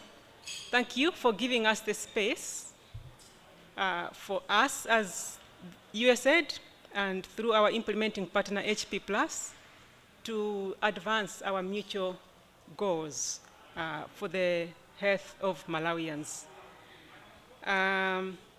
So many people have talked about how do we sustain these gains.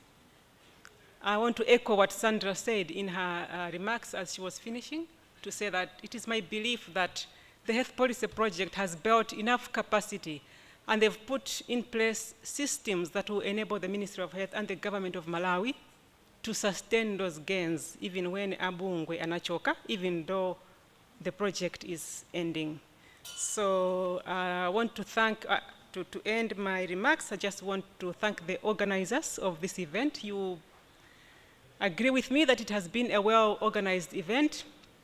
It's very unusual to see so many people in the room, as many as there were in the beginning. Look at us, we are still here, all asking questions and paying attention. So thank you so much for this well-organized event. I must say I found it very stimulating, and I think it was also a learning forum for all of us. There are some activities that HP Plus implemented at the community level, for example, which was not to achieve the scale that we would have liked. But it is my hope that other partners who are here will be able to take some of the lessons from those activities at the grassroots and scale them up for the benefit of Malawians. So once again, thank you all for attending, and I wish you all the best as we sustain the gains of the Health Policy Plus project. Thank you so much.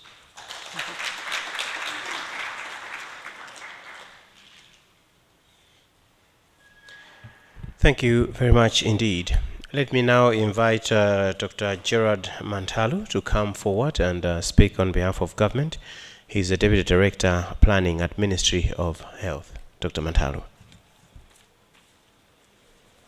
Thanks so much, Job.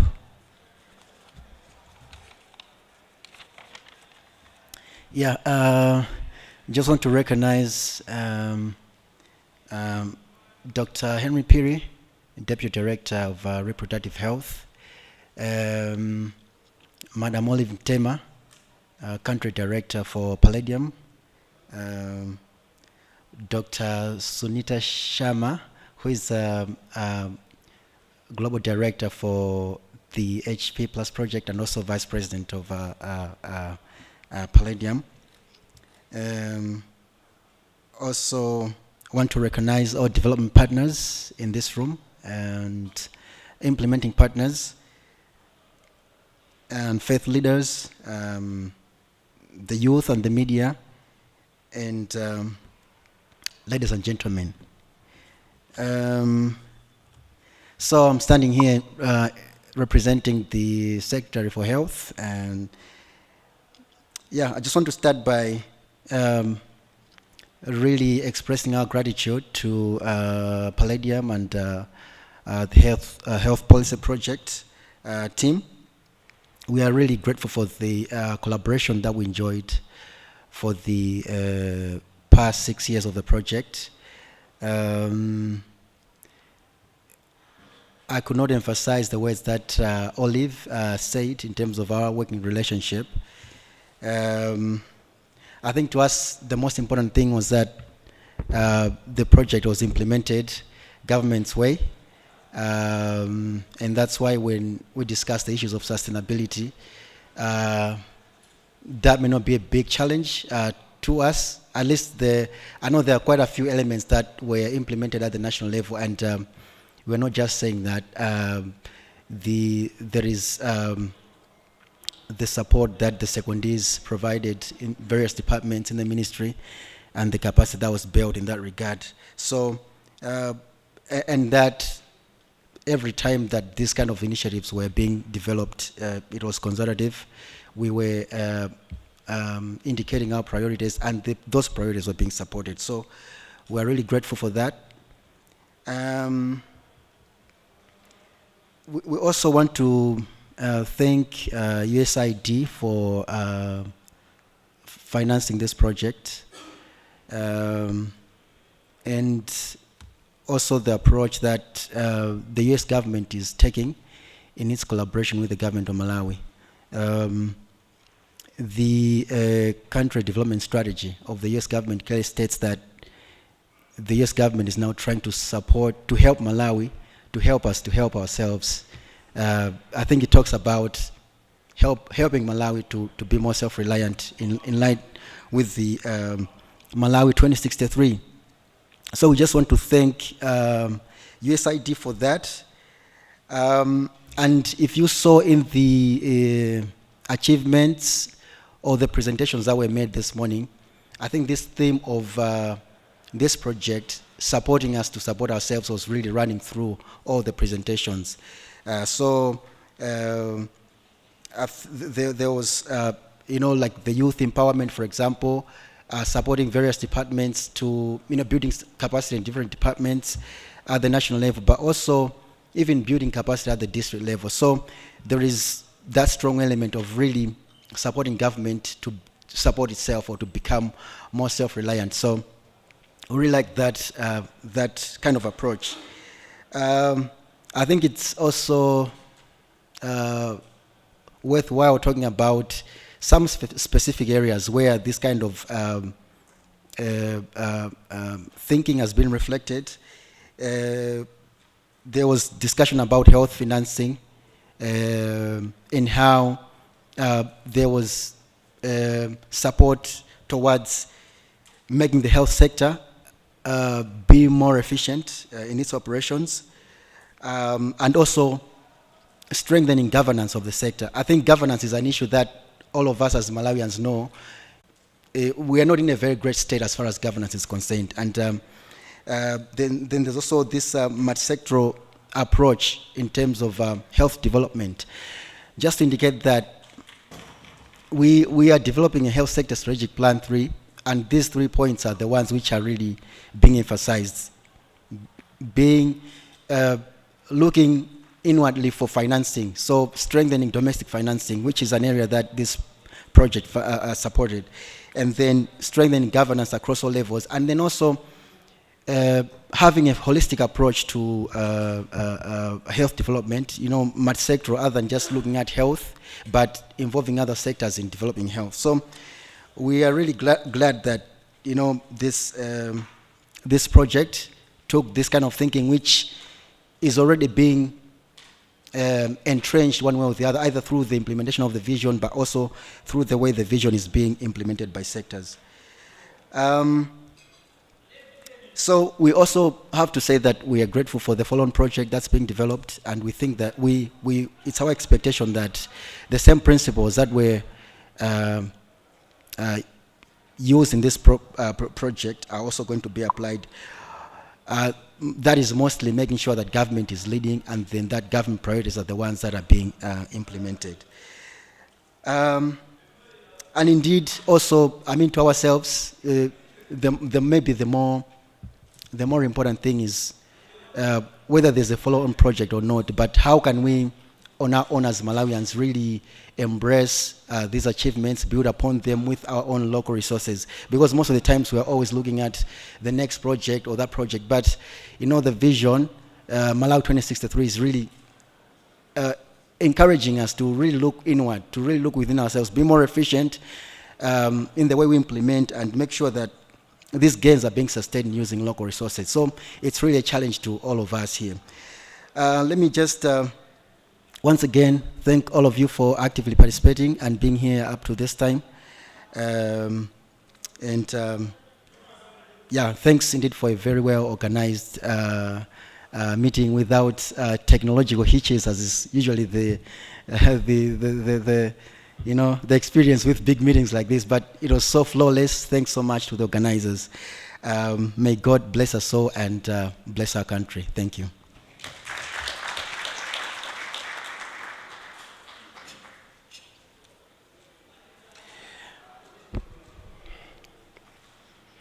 Thank you very much indeed, Dr. Mantalu, for those remarks. May I now invite Sheikh Abdul Wahabi Terere to come forward and close this meeting with a prayer.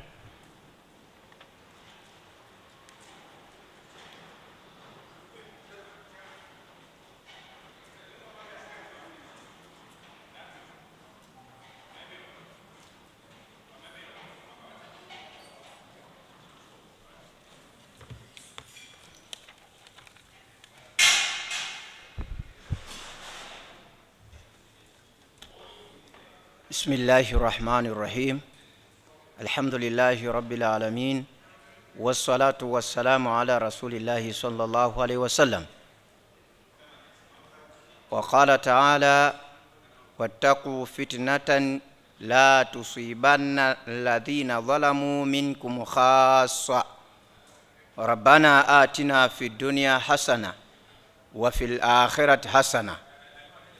O Allah, all praise unto Allah, the most merciful and the creator of the human universe. And Allah says, and fear problems which will not affect only those who made it among you, but it can spread to others if you not care about it. O Allah, we are here today to give support to HP Plus for the job done in 7 years in our country, Malawi. O Allah, unite us as development partners to achieve the goal. O Allah, we are asking your guidance for the project to go forward. O Allah, give us strength to continue the good work the HP Plus has done to this country, Malawi. O Allah, give the HP Plus team wisdom to find other projects to support partners and Malawi at large. O Allah, give us good things in this world, and also give us good things hereafter. O Allah, help everybody in this meeting to have a safe journey. Wa sallallahu ala sayyidina wa nabiyyana wa maulana Muhammadin sallallahu alayhi wa sallam. Ameen.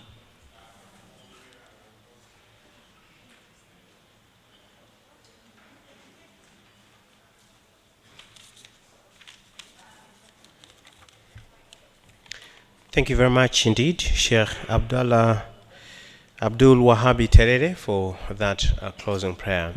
And this also marks the end of the Health Policy Plus Malawi End of Project event. As said earlier, thank you so much for your time, and thank you for staying on to the very end of this meeting.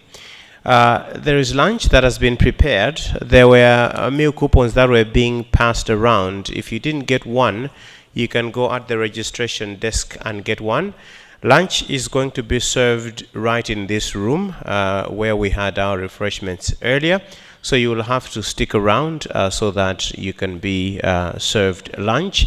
If you do wish to take your leave, you are also at liberty to do so, but we would be delighted if you stayed around for lunch.